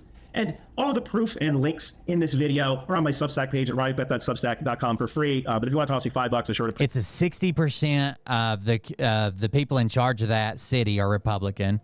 In a Republican district, in a Republican county, in a Republican state with a Republican governor, and they're blaming it on the Democrats. And special thanks to Cyabra, social media threat detection software, for allowing me to use their tools. Okay, so the story really starts on January 12th, 2010, when Haiti suffered a massive magnitude 7 earthquake.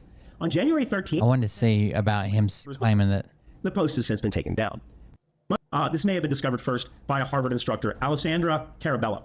I give credit where credit essentially means that Springfield, Ohio is a Republican town and a Republican affiliation. They might not have one. Now, the rest of the council... He goes through all the politicians. And further claim that Springfield, Ohio will be like every... and discover that the Biden-Harris campaign did this. Behind the account is likely right-wing activist Jack Posobiec. That doesn't make them illegal. You know, there's plenty of homeless people that are born in the United States. There's plenty of homeless people that are here legally. That doesn't make them illegal. Do you think all people who live in a tent are here illegally? That video will be below, but quick note, apparently I wasn't the first person to discover this. Much like the way calculus was almost simultaneously discovered by two different people, this may have been discovered first by a Harvard instructor, Alessandra Carabello. I give credit where credit's due. Now, I want to touch on this claim by End Wokeness that under Harris and Biden, 20,000 Haitian immigrants were shipped to town. Right, like all the homeless Americans. And a further claim that... You're just repeating fucking Republican talking points. The Democrats would give them tons of money and a house if they were here illegally. I thought the Democrats took care of the illegals, right? They're handing them money cards and putting them in hotels, right? The illegals. So by your own logic, they would be here legally if they're homeless. That Springfield, Ohio will be like every town and city if Camilla wins. So I actually looked into the voting demographics of Springfield, Ohio and Clark County. There you go. In 2020, Donald Trump won the state of Ohio. In Clark County, Donald Trump won 60% of the vote. The mayor of Springfield, Ohio, Rob Rue, I can't seem to find his political affiliation. He might not have one. Now, the council's a little foggy. Dr. David Estrop, the vice mayor, doesn't appear to be affiliated with any party. City Commissioner Crystal Brown is a Democrat, according to voting records. City Commissioner Bridget Houston is Republican. And City Commissioner Tracy Tackett is of unknown affiliation. In fact, the sample ballots for Clark County and Ohio don't even list party affiliation. The sheriff of Clark County, Deborah Burchett, is a Republican. In fact, the governor of Ohio, Mike DeWine, is a Republican. So it would not be unreasonable to assume that 60% of the elected officials inside that county or inside Springfield are members of the Republican Party. This essentially means that Springfield, Ohio is a Republican town in a Republican county in a Republican state. And End Wokeness is somehow... Republican town in a Republican county in a Republican state. And they're blaming Biden-Harris for the people who work at the local factories. Blaming President Biden? This is not the win you think it is, bub. You know, one thing the Republican Party should do is conduct a Klingon discommendation ceremony for both End Wokeness and DC Drano, because neither of these guys is helping. But I think the final nail in the coffin was a posting by JD Vance on September 9th, where he posted about Haitian illegal immigrants. This was done quite possibly to capitalize on the whole internet trend of Haitians eating pets.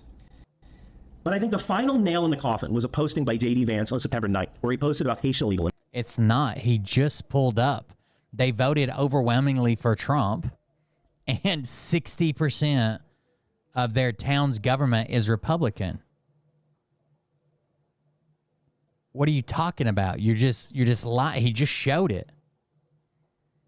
Immigrants. This was done quite possibly to capitalize on the whole internet. In the coffin was a posting by JD Vance on September 9th, where he posted September 9th. Illegal immigrants. This was done quite possibly to capitalize on the whole internet trend of Haitians eating pets.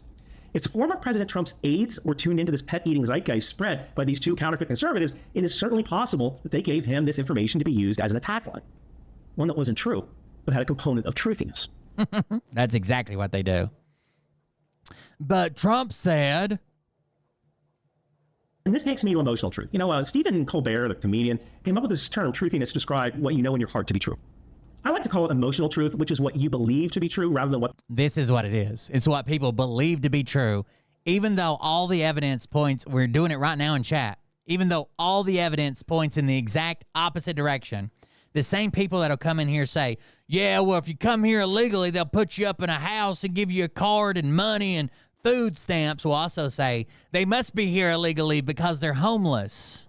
It's what they believe to be true, even though there's a mountain of evidence in the opposite direction. But the factual support. And if these two counterfeit conservatives are blabbing about Haitians eating pets, you might really want to believe that if you like these guys. You want it to feel true.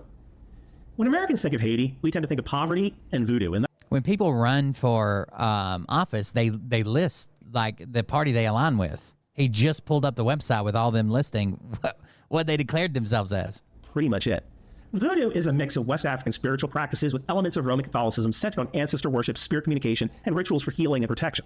Part of that is animal sacrifice, and sometimes Americans have turned that into a punchline, like in the movie Major League. Hey, we got a big problem. Serrano wants some extra power for tonight. He's looking to sacrifice a live chicken. Hey, Jake, man, we can't have people puking in the locker room before the game. So I reached out to my friend Dr. Ali Simber, a Haitian American. In a Republican town, in a Republican county, in a Republican state, Kamala Harris is responsible. She always is. The vice presidential candidate and other Republicans use this as a talking point. I'm certain that there will be a lot of discussion during tonight's debate about immigration reform, so I'll let them answer those questions. Is it responsible? Is it dangerous? I'm not going to let you put words in my mouth. Have you all, as a city, Rob, reached out to Senator Vance, among others, to correct some of the misinformation he has been publicly tweeting? We have been sharing facts and to frequently asked questions that we've been hearing, yes. Directed with his office campaign? Yeah, directed to the campaign into their office. This is like, what's his name, arguing with me about... oh, well, the governor said, since Trump brought this up, trolling the media, that was his ultimate goal. Since he brought this up, that's why the governor's decided to send help to Springfield. But he didn't realize that the press conference was this day. It was before the presidential debate.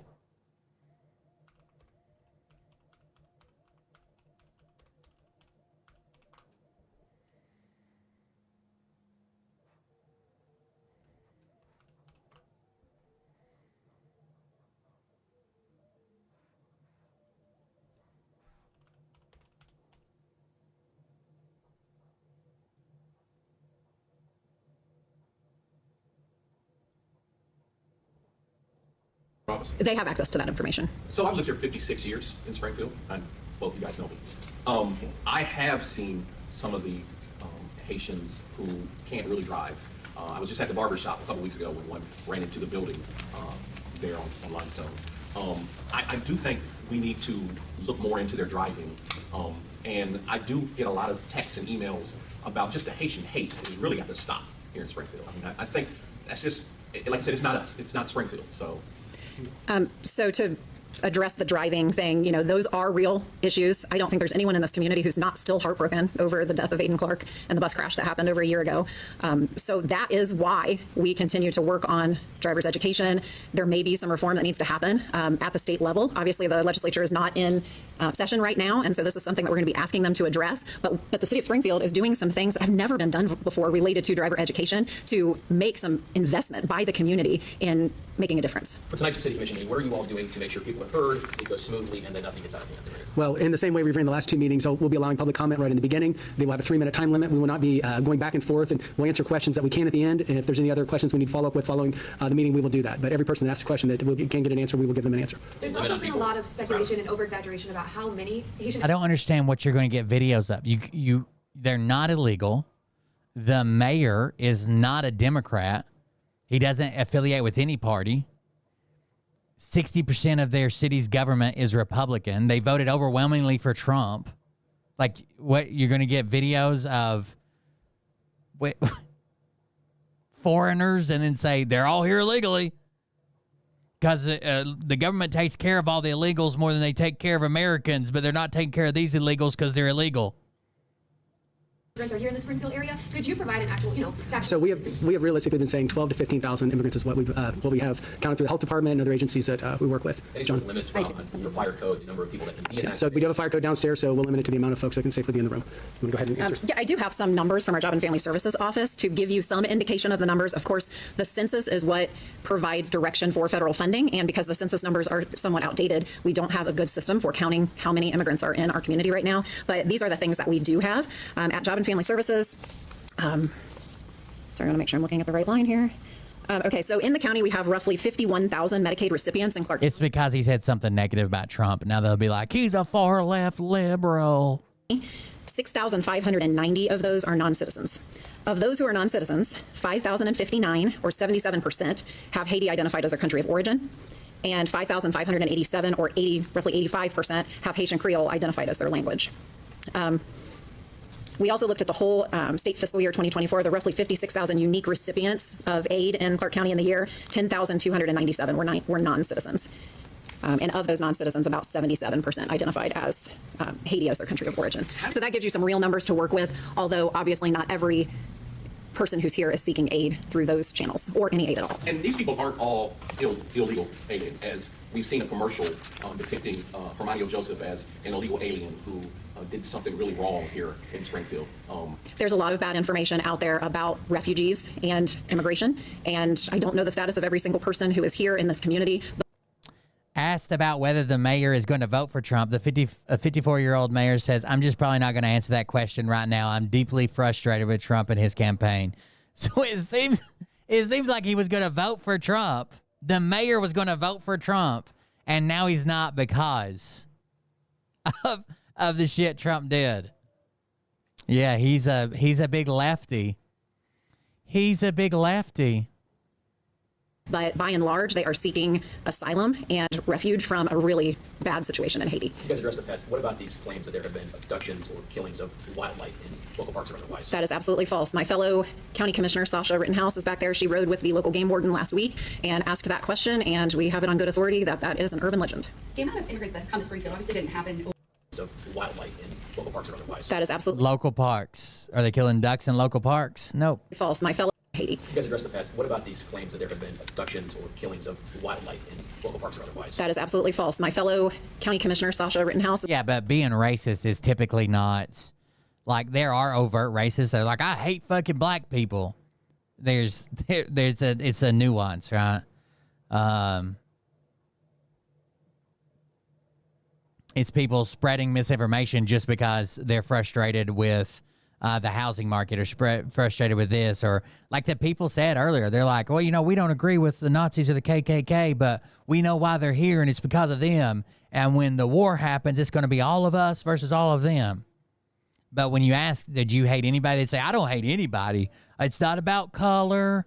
It's not about religion. I don't hate anybody.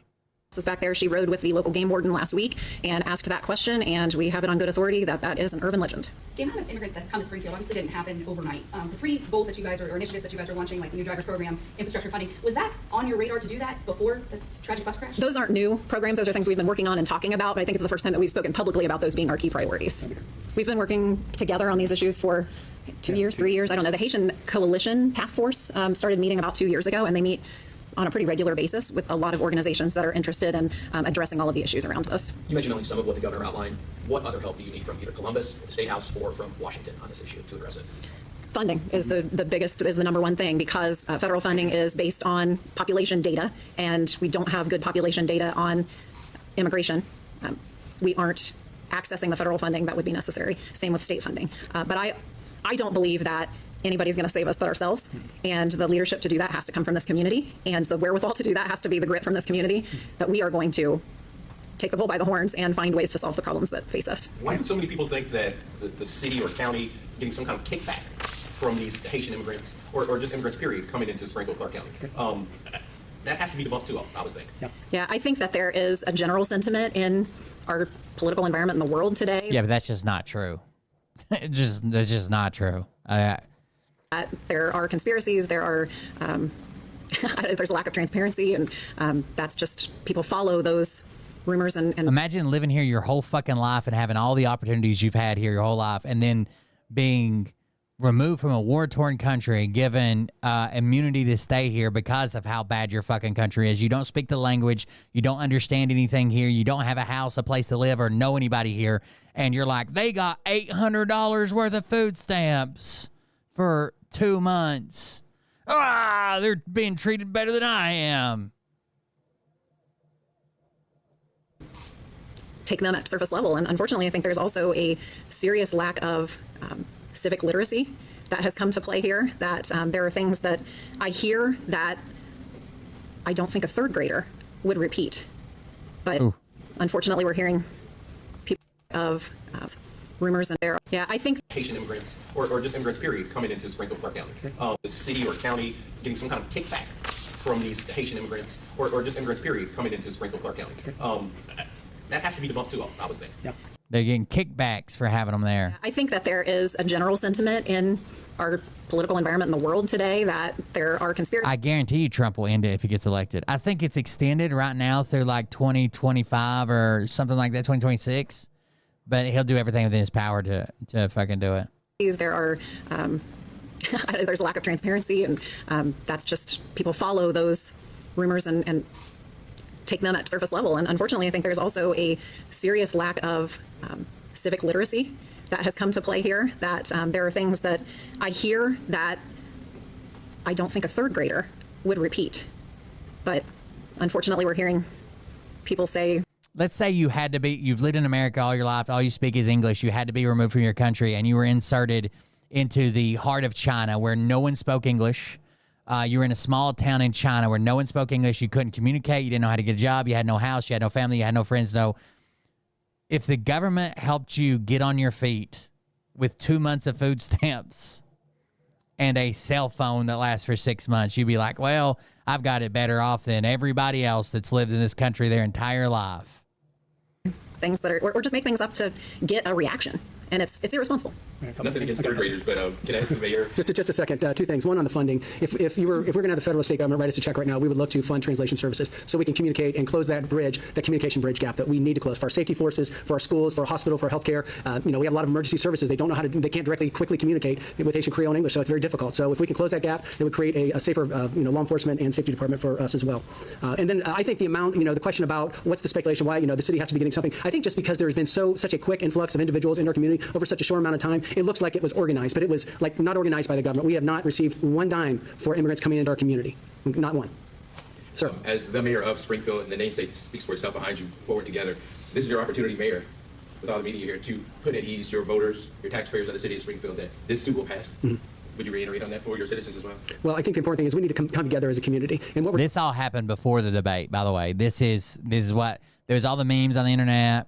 JD Vance retweeted some of them and put his thing about speaking about them killing city geese, which was also not true. This was all before the debate. Is we're letting these rumors, this national rhetoric come into our community and divide us. And it got worse after the debate. But because we're focusing, needless to say, posts and Facebook posts trying to squelch those rumors, it takes a lot of time to make sure we're getting the truth back. Unfortunately, it seems like we tell the truth, we research it, we tell the truth, and then folks call it a lie, and they post something and call it truth. And it's very difficult for us to see that when we're imagine that. It seems like every day on the internet. Giving researched information that's truth back to folks. Is there a way to hold these people accountable? I think, it's a free speech world and people get to post what they want, but we would just like people to take into consideration what they're doing in the community when they post this. You fucking leftist. You fucking communist. It's a free speech world and people get to post what they want. That's just part of it. You fucking socialist, communist, Marxist. Still, in so many words, looking at considering suing the federal government over this issue. Just what is your reaction from that potential move from the Ohio Attorney General's office here? I think that's just on his desk, and he's going to make an effort to try to bring light into the surge in our community. That's fine. Just wanted to focus on that. At Armando Joseph's sentencing, Aiden Clark's father said he didn't want his son's death associated with, the nation's immigration crisis or anything like that. Would either one of you just want to touch on that or share a similar sentiment that you don't want that tragedy associated with immigration in our country? I think just out of respect to the family, I'm just not going to comment on that. Thank you. Commissioner Wilk, you talked a couple of times about needing to stabilize funding. Funding for this kind of services comes through so many channels, it's kind of hard to wrap your arms around. When you say stabilize... Yeah, we saw that. He said, if I have to make up a story so the media will cover it, and then he walked it back and said, well, by making it up, I mean making the media cover it. The most important things that need to happen. Well, taking a bigger picture look at it, we already needed to stabilize our tax base for a number of reasons, including housing, education, food security, benefits. Those things were already a challenge in our community. This just exacerbated that. There are different ways to stabilize the tax base. The county receives tax income through sales tax revenues. So when people spend money in our community, they come to our community, they invest in our community. That's how we can stabilize our budget and therefore invest back in our infrastructure. The city gets income tax revenue, which has been a challenge because of work from home and some different things like that. So we need people to be able to spend those dollars in our community, both as workers, as property owners, and as consumers to stabilize our tax base. In order to do that, that means you either have... Haitian immigrants helped to revive a struggling Ohio town. Then neo-Nazis turned up. While Donald Trump made baseless, dangerous claims that immigrants in Ohio were eating people's pets in front of millions of viewers at Tuesday night's presidential debate, Johnson Solomon, a Haitian man who moved to Springfield in 2020, was watching cartoons with his kids before putting them to bed. He got a text from a friend telling him to turn on the debate. When he saw the headlines about what the former president, Republican nominee in November's election had said, he was in total shock. This is a false claim. I couldn't believe that such a high official could make such a claim, Solomon said. Trump's running mate, JD Vance, Elon Musk, and prominent Ohio Republicans had already spread the false rumors lying about how Haitian immigrants had been killing and eating people's pets in Springfield, a blue-collar town of 60,000 people in western Ohio. But the rumors leaving Solomon and other Haitians in fear of being targeted for violence and discrimination didn't start with them. They were initially spread online in August on social media platforms used by far-right extremists by Blood Tribe. Have you seen Blood Tribe and Laura Loomer? We'll look them up in a minute. A neo-Nazi hate group. Springfield officials and police say they have received no credible reports of pets being harmed by members of the immigrant community, instead suggesting a story may have originated in Canton, Ohio, where an American woman with a known connection to with no known connection to Haiti was arrested in August for allegedly stomping a cat to death and eating the animal. But that hasn't prevented Republican Party politicians from scapegoating Springfield's 15,000 Haitian immigrants as Trump and others attempt to propel immigration to the center of their fall political campaigns. In addition to Tuesday's debate, Trump held a news conference Friday in which he rambled without evidence about how Haitians had descended on Springfield and destroyed the place. When Haitian immigrants began trickling into Springfield to work in local produce packaging and machining factories in 2017, some thought the new residents could help the city regain its former vigor as a once thriving manufacturing hub. Once home to major agricultural machining companies in the mid-20th century, Springfield has lost a quarter of its population since the 1960s. They came to us for one reason. They were looking for ways to find out how to work, Casey Rollins, executive director of St. Vincent de Paul Society Springfield chapter, said of those who came to the Ohio city from Haiti. So we got together immigration lawyers and interpreters to figure out how to help them work. We are getting them online and getting them to apply for work permits. We wanted workers here in Springfield. They want to work. Haitians and immigrants from Central America countries have been in high demand at Springfield's Dole Fresh Food Vegetables, where they have been hired to clean and package produce, and the automotive machining plants whose owners were desperate for workers due to a labor shortage in the wake of COVID-19 pandemic. New Caribbean restaurants and food trucks have opened up across South Springfield, where once in abandoned neighborhoods are now bustling with residents. A popular Haitian radio station has been broadcasting for several years, and every May, thousands turn out for the Haitian Flag Day that's celebrated at a local park. But the glut of the new arrivals has also stretched hospitals and schools in areas, angering many locals who resented their presence. The outrage reached a crescendo last August when an 11-year-old boy was thrown from a school bus and killed after his driver swerved to avoid an oncoming car driven by a Haitian immigrant who didn't have an Ohio driver's license. The child's death fueled anger and racism on Facebook and at the Springfield City Commission meetings, where public comments about immigration have often run for more than an hour. Locals upset by the growing immigrant community wondered if they were being taken over, if Springfield had become ground zero for a baseless great replacement theory. Soon, right-wing extremists seized upon Springfield's unrest. Armed neo-Nazi members of Blood Tribe, a hardcore white supremacist group according to the Anti-Defamation League, flew flags bearing swastikas and marched through a prominent downtown street while a jazz and blues festival was taking place nearby in August. One witness to the march who declined to be interviewed for The Guardian due to fearing for their family's safety after being doxxed by right-wing extremists online reported that members of the group pointed guns at cars and told people to get the fuck back to Africa. A Springfield police representative, however, appeared to downplay the scene, telling local media that the hate group's march was just a little peaceful protest. Several days later, a leading member of the Blood Tribe who identified himself as Nathaniel Higgers, but whose real name is Drake Berentz, spoke at a Springfield City Commission meeting. Nathaniel Higgers, if you take Nate and Higgers and replace the H in the end, that's the name he went with. Switch the H in the end. I've come to bring a word of warning. Stop what you're doing before it's too late, he told Springfield Mayor Rob Rue. Crime and savagery will only increase with every Haitian you bring in. He was promptly kicked out for espousing threatening language. Nonetheless, on Thursday morning, a bomb threat prompted Springfield City Hall and a school and other government offices to be evacuated. The same group has marched in South Dakota and Tennessee this year. Last year, having turned up to protest a drag storytime event in Wadsworth, Ohio, where white supremacists gave Nazi salutes and shouted Sig Heil, Heil. Members were driven out of Maine, having attempted to set up a compound and Nazi training camp in the rural northeastern part of the state. Blood Tribe celebrated Donald Trump bringing up the immigrants killing cats lie during the debate, said Maria Bruno of Ohioans Against Extremism, a nonprofit founded last month in part due to the rising presence of extremists in Ohio. They are thrilled that there are politicians willing to echo their talking points. JD Vance has regularly claimed that illegal immigrants are generally causing chaos all across Springfield. On the campaign trail in recent weeks, Ohio's Republican Attorney General Dave Yost, said he plans to direct his office to research legal avenues to stop federal government from sending an unlimited number of migrants to Ohio communities. However, the vast majority of Haitians in Springfield are in the U.S. legally through a temporary protected status, TPS, that's been allocated to them due to the violence and unrest in their home country. Citizens of 16 countries, including Afghanistan, Myanmar, are eligible for TPS. It's not a pathway to U.S. citizenship and is valid for only 18 months, at which point it must be removed by the Federal Homeland Security Department from a status holder to remain for a status holder to remain in the country legally. They are entrepreneurs. They want to innovate. Rollins said of Haitian people in Springfield, they just work excessively once they are eligible. But many Haitians have been targeted in Springfield. In December, a Springfield man was sentenced to 20 years in federal jail for hate crimes after attacking 8 Haitians earlier in 2023. Last year, the local Haitian church was broken into and damaged twice. Longtime black residents of Springfield have reported being verbally abused when walking on the city streets, having been confused with members of the Haitian community. The effect is plainly obvious. Normally, when I drive through South Springfield, where a lot of Haitians live, you see people walking on the streets, at the Haitian markets and restaurants, Solomon said. For the past few days, I have seen far fewer people. Rollins said she has received threats that the St. Vincent de Paul branch would be destroyed for its support of Haitians.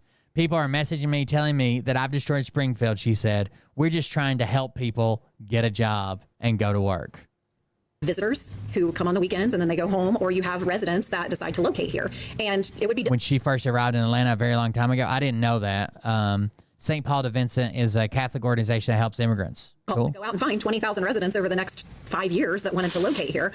We have that situation right now, and we don't seem to be capitalizing on it. So I think there is an opportunity to provide some state. We've seen videos or podcasters or whoever from Springfield don't prove anything. We saw Tyler Oliveira go there. All the Haitians said it was bullshit lies. They don't fucking eat pets. And he interviewed all the angry people. It's like, my friend's mom said she saw it on Facebook that they was driving around with 100 cats in a van. Now the Nazis are here, but I don't like the Nazis. But when the war breaks out, I'm siding with the Nazis. Like that, I don't know what that would prove. Just through the course of assimilating the Haitian population to the community. But also, I'm sure the people are angry. I'm sure they're bitter. I'm sure they're upset, especially if they receive some type of benefits and lines are longer, or they can't get into the hospital, and those are things that obviously need to be addressed. The driving is a big issue. The language barrier is an issue.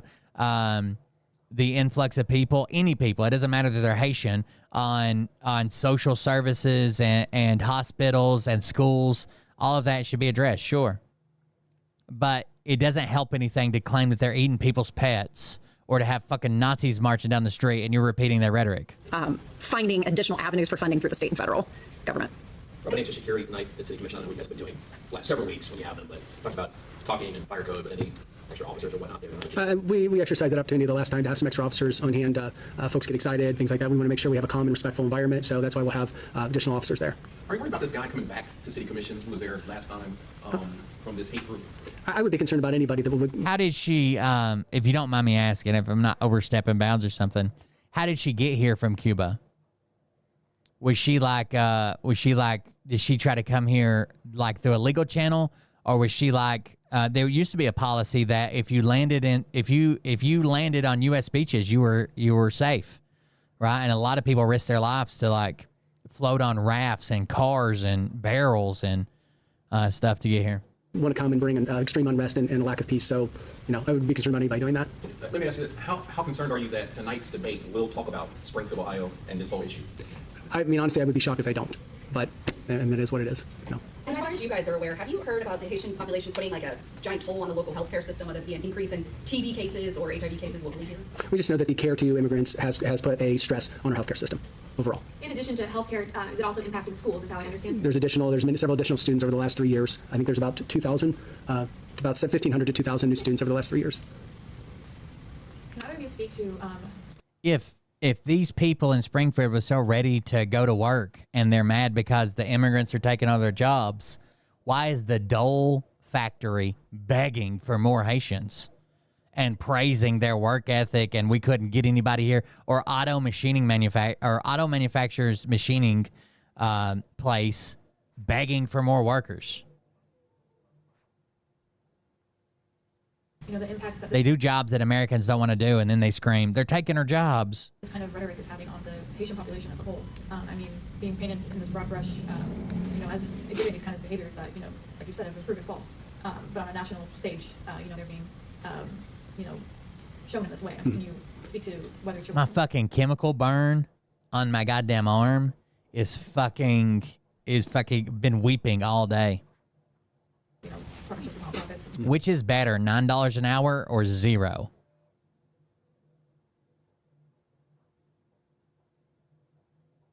You're hearing as far as the impacts to the Haitian community. Well, let me just say one thing. Let's just say, as a human being, could you imagine being talked about this and the entire group that you're from, the country you're from, that you are being painted with this broad brush stroke that, of all this rhetoric and this hatred that's coming at you? So I definitely have compassion for that as a human being to another human being. It's very difficult. Have the city and the county taken specific steps to try to involve Haitian residents in meetings more? I think there's some sense that people fear what they don't know. They see a monolithic, there are 15,000 people here. They don't see that they're that human being and that human being. Is there anything the county or the city are doing to try to get over that barrier? The one thing that has happened over the last month is that the NAACP has stepped up and created a forum. That's happened twice now, and this is a place where folks can come to the table and. Dole Foods production worker pays $14.29 per hour starting wage. So $9 an hour. It pays almost $15 an hour starting wage. They're hiring right now. And just discuss their concerns and express their concerns. And so that's one of the things that's happened. I think the coalition group. The average person at the Dole packaging plant as a packager makes $17.28 to $17.73 per hour. Where folks come together from the entire community and Haitian community to discuss concerns. And I can speak to Job and Family Services in particular. We're processing a lot of applications from those who are Haitian Creole speakers, and that has increased the workload there among our folks who are working in social services. We have actually hired folks from within the Haitian community to help to reduce some of that translation burden, but translation is one thing, but all of the complication of the system and the forms and all of, knowing the language of the services is also something that requires training. So having people trained to do that and serve is a reflection. Right. You couldn't just hire an educated Haitian, right, and be like, you're a translator, because they don't understand a lot of the form and the processes that come along with applying for this or getting that or doing those things. Of the community as a whole. I think I want to say something that this is a very rare occurrence, and I want to say what you're seeing up here. You're seeing the president of the Clark County Commission and the mayor of the city of Springfield together, working together, addressing you together. And this is an example of what we want our community to see, that we are coming together to try to solve these problems. And I want to appreciate Commissioner Wilt as well as Commissioner Rittenhouse for being here. Here are people that work at that plant saying what they make. Full-time packager makes $17.28. Full-time packager make $18.15. Sanitation tech on the packaging line make $19.07. Sanitation tech on the packaging line, $19.07. Warehouse general labor makes $17.18. Warehouse general labor, $17.18. Warehouse worker, $17.73. Maintenance tech. Oh, it's not listed. I like maintenance jobs. Weird. The city staff, this has placed just a large strain on our city staff as well. And I just want to acknowledge their efforts as well. So I just want to appreciate this is an example. What is Ohio minimum wage? Ours is still $7.25. What we need to see in our community is different parts of the community coming together and solving this problem. Through a lottery, the Cuban government probably didn't want her either because she wasn't enthusiastic about Castro. Oh, that's cool. That's just a cool story. Like how I don't really know how my family got here other than, so my mama was a Hampton. Her maiden name was a Hampton, and she had bright red hair, and she used to talk about her mom talking about her grandpa coming here from Ireland. So that would be 1, 2, 3, 4, 5, 6, like 8 generations from me. And then my dad's side really only traces theirs back to like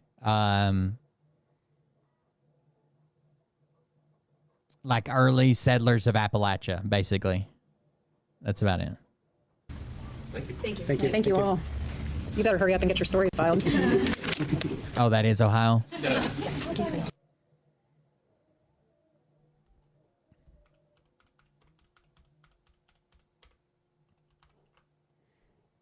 Oh, it's $10.45 an hour, so there's no way they're making $9 an hour.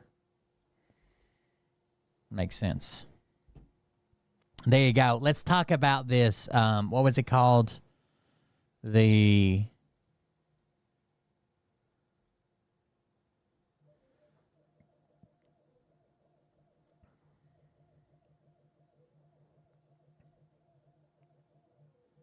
blood tribe.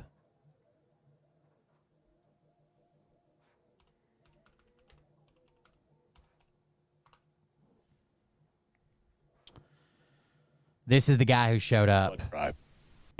Nathaniel Higgers of Blood Tribe. So this is, he claims to be like one of the leaders of the blood tribe. He's saying Nathaniel Higgers because if you, like I said earlier, if you took Nate Higgers and then swapped the H in the end, that's their little inside joke. I was at the head of the anti-Haitian immigration march earlier this month. I've come to bring a... No one has a problem with immigrants. It's the illegal immigrants who cause the problem. Well, that's awesome because almost all of the Haitians in Springfield are here legally. They're legally here. Word of warning. Stop what you're doing before it's too late. Crime and savagery will only increase with every Haitian you bring in. Recording of 911 calls even show residents are reporting that the migrants are walking off with the town's geese. They're taking the geese. You know where the geese are? In the park, in the lake. Springfield, Ohio. I was there. I campaigned there. They're taking the geese. Springfield, it was so beautiful. Now, by the way, in this weird video, they noticed Laura Loomer, who we've been talking about on the news. So here we go. Illegal immigrants are actually less likely to commit crime in the United States than natural-born citizens, but statistically, year over year. They spot Laura Loomer. Check this out.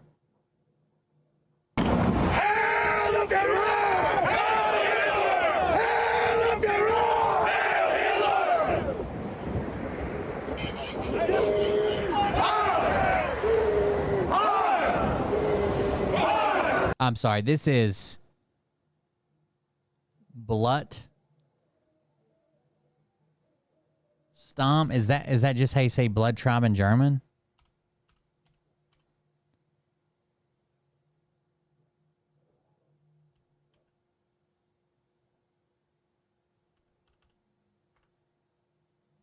Yeah, it brings up blood tribe when I type that in.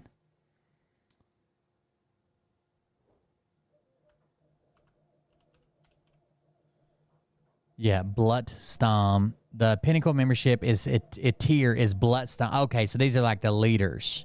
It's German for blood tribe. This is the top tier of the blood tribe people.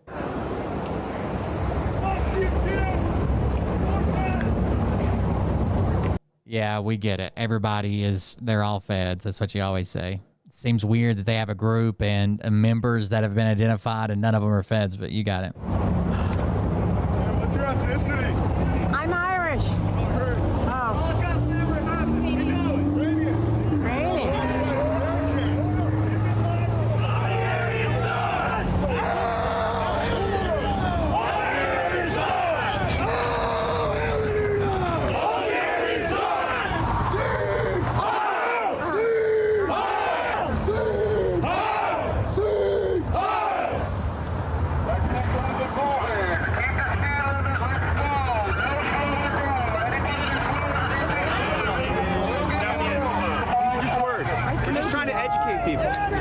White people are going extinct. They're going extinct in Ireland. They're bringing a bunch of invaders in there. It's only happening in white countries. This multiculturalism thing, it's a genocidal program for white people, and white people have been conditioned for years to believe this. Indians deserve their own homeland. Chinese deserve their own homeland. Africans their own homeland. White people, there's nothing racist about that. Can you look at... Oh my God, Laura Schumer! Laura Schumer!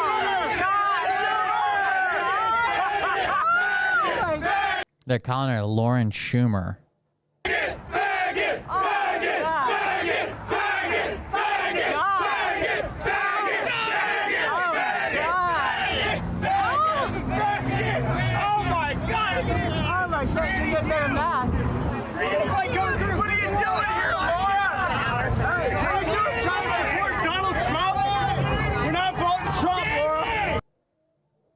They even claim they're not voting Trump. He's not aggressive enough for him, I guess. Oh. That's just not true. I mean, you can say I'm stating facts all you want. It's just not true. It's just getting out of hand in Springfield, guys. Again and again. The guy did, what was the guy that did the letters? Hold on. He did another video, another JD Vance video. It was actually pretty good. Another letter reading. Sam Wiles, I think is his name. I can't remember. Hi, y'all. JD Vance. The study found that undocumented immigrants had substantially lower crime rates than native-born citizens, and illegal immigrants across a range of felony offensive relative to undocumented immigrants. U.S.-born citizens are 2 times more likely to be arrested for violent crimes, 2.5 times more likely to be arrested for drug crimes, and over 4 times more likely to be arrested for property crimes. In addition, the proportion of arrests involving undocumented, then it cuts off there.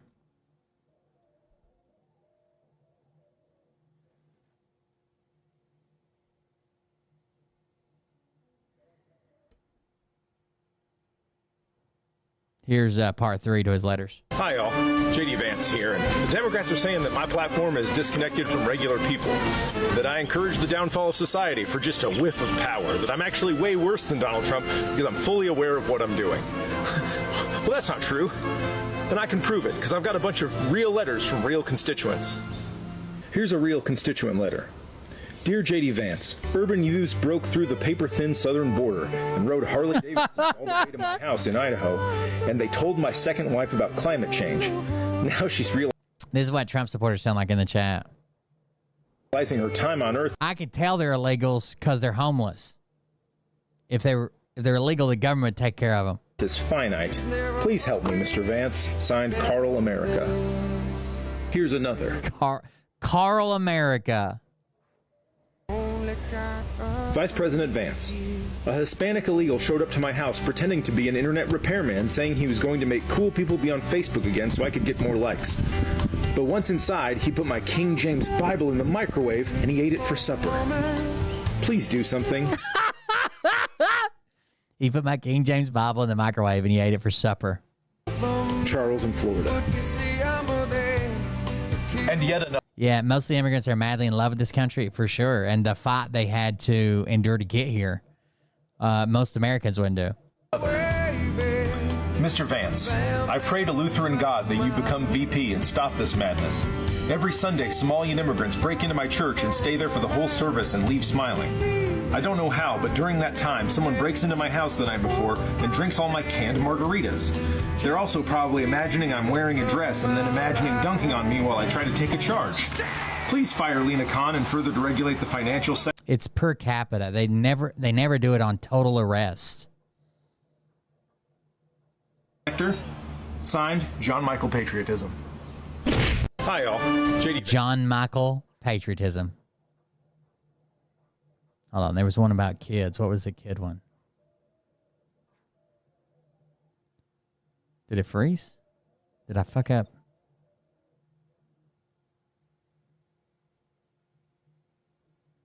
I broke TikTok, guys. There it goes. Hey, y'all. JD Vance here. I wanted to let you know that Kamala Harris wants to put your kids in some kind of crazy communist free lunch program. But Donald Trump and I want different things for your kids, more American things. Number one, I want your kids to work jobs. It's important to nail down early who goes to work for a Fortune 500 company and who will go to factory. That way you'll know which child to give more love and affection. I want your kids to have the freedom to join the military. I kind of did it, and now I'm the most well-liked man in America. I want every child to have a cell phone. That way they can practice calling the police on each other in case anyone gets scared from the sounds of a nearby quinceanera. But the Democrats would probably call that racist. If we don't get that white birth rate up, I'm gonna get yelled at. And lastly, schools should be a place where kids feel safe. That's why I propose a 1-to-1 kid-to-cop ratio in the classroom. That's right, a little desk for your child, and then a bigger standing desk with a police officer with total immunity and a gun right behind them. Hey y'all, JD Vance here. I wanted to let you know that Kamala Harris wants to put your kids in some kind of crazy communist free lunch program. Hey, y'all. Free lunch. Communism. Guess what? I do curse words now. I do curse words now. Speech I made where I told Kamala Harris to go to HE couple of hockey sticks. I also told some reporters that it was hot as shit outside. It felt good. I'm a bad boy now.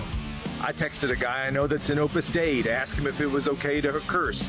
And he said go for it, so now I'm doing it. Shit, balls, wiener, humping, shart, toilet, motorcycle, skeleton, roulette. I'm gonna swear more in my speeches now, so here's a little taste. Men's brains and women's brains are very assing different. That's why you never see a female Yu-Gi-Oh master.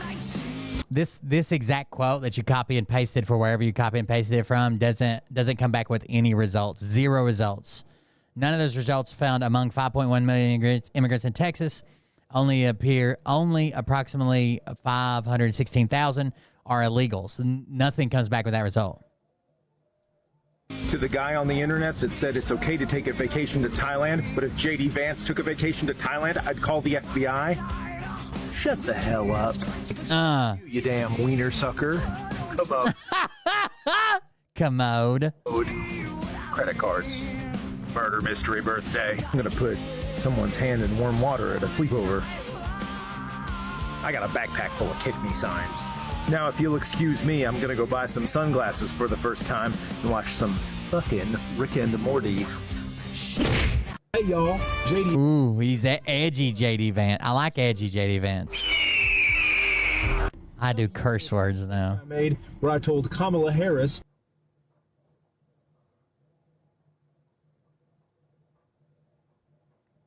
State-level research shows similar results. Researchers at the Cato Institute, a libertarian think tank, looked into Texas in 2019. They found that undocumented immigrants were 37.1% less likely to be convicted of any crime per capita. By incarceration rates, research also shows that there is no correlation between undocumented people and the rise in crime. Recent investigation by the New York Times and the Marshall Project found that between 2007 and 2016, there is no link between undocumented immigrants and a rise in violent or property crimes in those communities. The reason for this gap in criminal behavior might have to do with stability and achievement. The Stanford study concludes that first-generation male immigrants traditionally do better than U.S.-born men who didn't finish high school, which is the group most likely to be incarcerated in the United States. The study also suggests that there's a real fear of getting into trouble and being deported with immigrant communities. Far from engaging in criminal activities, immigrants mostly don't want to rock the boat. They want to hide and not be deported. But the idea that immigrants bring crime remained widespread. A few months ago, NPR reported on a migrant shelter functioning in Staten Island, New York. Anthony Pagano, the owner of a flower shop located close to the shelter, told NPR he was against it being located in his community. How do you put migrants across from an elementary school, an all-girl high school, and another public elementary school, he asked. You don't know who they are, criminals. You see all the crimes that are being committed by migrants, he said. New York police data shows there was no rise in murder, rapes, or robberies in that area. Kind of weird. All the studies point in the exact opposite direction from your quote you tried to throw out.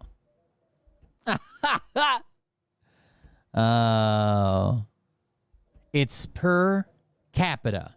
I don't know if you don't understand what per capita is, but if you take 1,000 illegal immigrants for every 1,000, it's a percentage. You understand that's how it works, right? Of course, we wouldn't record total crimes when there's a fucking 100-to-1 fucking difference in population. It's per capita. I don't know if he did he do a first video? Letters? JD Vance has a message for Tim Walz. Hey, Tim Walz, I'm done messing around. It's no more Mr. Nice, JD. I'm sick and tired. I'm sick and tired of people saying Tim Walz is like a friendly uncle who just wants what's best for you, and that JD Vance is like a weird younger uncle who every time he sees you comments on how your body has changed since the last time he saw you. I hate that people say that. I'm ready to point out some of your biggest flaws. For instance, you didn't even go to an Ivy League school, which makes me think you don't even know the handshake to get into the Winklevoss's game night. A little bird told me you got a DUI 30 years ago and then quit drinking. That sounds like a quitter to me. Really, Tim? You're a football coach? Enjoy playing sports ball while I'm outlawing public roads. That's right. When I'm vice president, you'll have the privilege of paying Raytheon to use the highway. Congratulations, Raytheon. So get ready, Mr. Walls, because our debate is going to be I don't think he's going to tell us where he got that quote from, because I think he got it from a Twitter post. chaos. It's going to be destruction. It's going to be the desolation of Smaug. Hey, Tim Walls. I'm done messing around. It's no more Mr. Nice, JD. I'm sick and tired. I'm sick and tired of people. Hey there, JD Vance here, and I wanted to talk specifically to the male voter from Pennsylvania to Frisco and let you know that we got to stick together. We got to fight back against Kamala Harris this fall, because if she has it her way, we're going to spend our Sundays wearing bras and watching the Barbie movie on Blu-ray disc. I know I'd rather be tipping back an ice-cold Budweiser light lager, lime or otherwise, or watching my team, the Cincinnati Bengals Tigers football. Or destroying my online group chat at Stratego. Your bot is unhinged? I don't have a bot. No idea. Or eating nary a dozen chicken's wings at the Buffalo W Wings with my chums. Why we'd be making japes at each other about our fantastical football teams. Our ribs would be sore from laughter. But Kamala wants to take Oh, you talking about the Restream bot? Hey. Watching my team. Those are just comments from YouTube. Football. Hey there, JD Vance here, and I wanted to talk specifically to the male voter from Pennsylvania to Frisco. All right, guys, it's 1:30 here. I got a 3D print going, but I'm going to call it a night. Thank you guys for hanging out with us. Thanks for being here. I swear, like, it seems like the whole world's falling apart, but I am trying to get here earlier during the day and get a stream going. No one could have predicted the house fire and stuff. They did set up a GoFundMe. I want to make sure it's all set up and I know where the money's going and stuff, and then we'll share that. Plus, they got some other ways that you can donate if you want to donate to Mariah's sister. I know several people have reached out privately and asked if they could make a donation and how. Yeah, we'll get that set up and get links sent out if anybody wants to donate. Obviously, no one plans on a fucking total house fire. There's just a lot of shit going on with my family right now. But I am trying to get here earlier. I am trying to take care of those things and get in here and stream early one day. And we'll cover some more diverse topics probably. Thank you guys for joining us. Thanks for being here. Thanks for hanging out with me. Support the stream. We're offline. Coldbeer.fund, coldbeer.fund, coldbeer.fund, where you can make a contribution to keep the show going. I'd greatly appreciate it. And we'll see everybody tomorrow. Have a good night. Don't let any immigrants ride a Harley to your house and consume your Clydesdale and then pleasure your wife with its spirit. Thank you guys for joining us, and we'll see everybody on the next one. About if this douchebag happens to see this particular show, you don't have the fork and balls to call out the people on this planet by name and tell them exactly who they are and tell them the rest of the world who they are. You don't have the fork and balls. You don't have the balls. Okay, Scott. Here we go, I think I started some shit. Listen off, it's about to get lit. Get the place in the best, you know that stage is set. You better buckle up, cause you ain't seen none yet. Here we go, I think I started some shit. Listen off, it's about to get lit. Get the place in the best, you know that stage is set. You better buckle up, cause you ain't seen none yet. And they say that I'm a lunatic. Well, listen, bitch, I came equipped with a quick wit and a 6 cents for the stupid shit. Damn shady. Jesus. Praise the Lord, head to the extreme. All these false fucking prophets who profit off of gossip. Worshipping drums, cocking, begging for a throat deposit. Swinging fucking meat hammers like four in a thong. He's strapped to the shaft, eating his chest like he's King Kong. Starving for attention, I'ma make your gut burst. I'll be your huckleberry, I can quench that thirst. Baby eating lizard people, alien sex. What's next? Trump in a dress, fucking Flynn on his desk. A retard in a vest, climbing up 5G towers. Cause you told him if he did, he'd get fucking superpowers. Here we go, I think I started some shit. Piss him off, it's about to get lit. Get the place in the best, you know that stage is set. You better buckle up, cause you ain't seen none yet. Here we go, I think I started some shit. Piss him off, it's about to get lit. Get the place in the best, you know that stage. Yeah, guys, good night. If you want to support the show, go to buymeacoffee.com/coldbeer. We'll keep the show running and pay the bills around here. We'd appreciate it. Open I'll see everybody on the next one. Found some of his meat rockets. I strapped them to my shoes and then I flew through the roof. I found myself in orbit strapped to an F-16. High on amphetamine with Trump in between. Put on a light coat of baby oil and saluted the troops. He tapped me on the shoulder and said, "This is gonna be it." Wait. Stop. What? I'll get my files. What are you doing? Stop. Fucking stop. Dude, come on. Seriously. My mom's an alcoholic. Give me oh my God. Damn it. Here we go, I think I started some shit. It's the off, it's about to get lit. Get the place in the best, you know that stage is set. You better buckle up, cause you ain't seen none yet. Here we go, I think I started some shit. It's the off, it's about to get lit. Get the place in the best, you know that stage is set. You better buckle up, cause you ain't seen none yet. Round 3. Down goes Nino. Please say it isn't so. Got him backed up on the ropes, trying to ram it down his throat. Now things are getting rocking. He was doing so well. It's all over.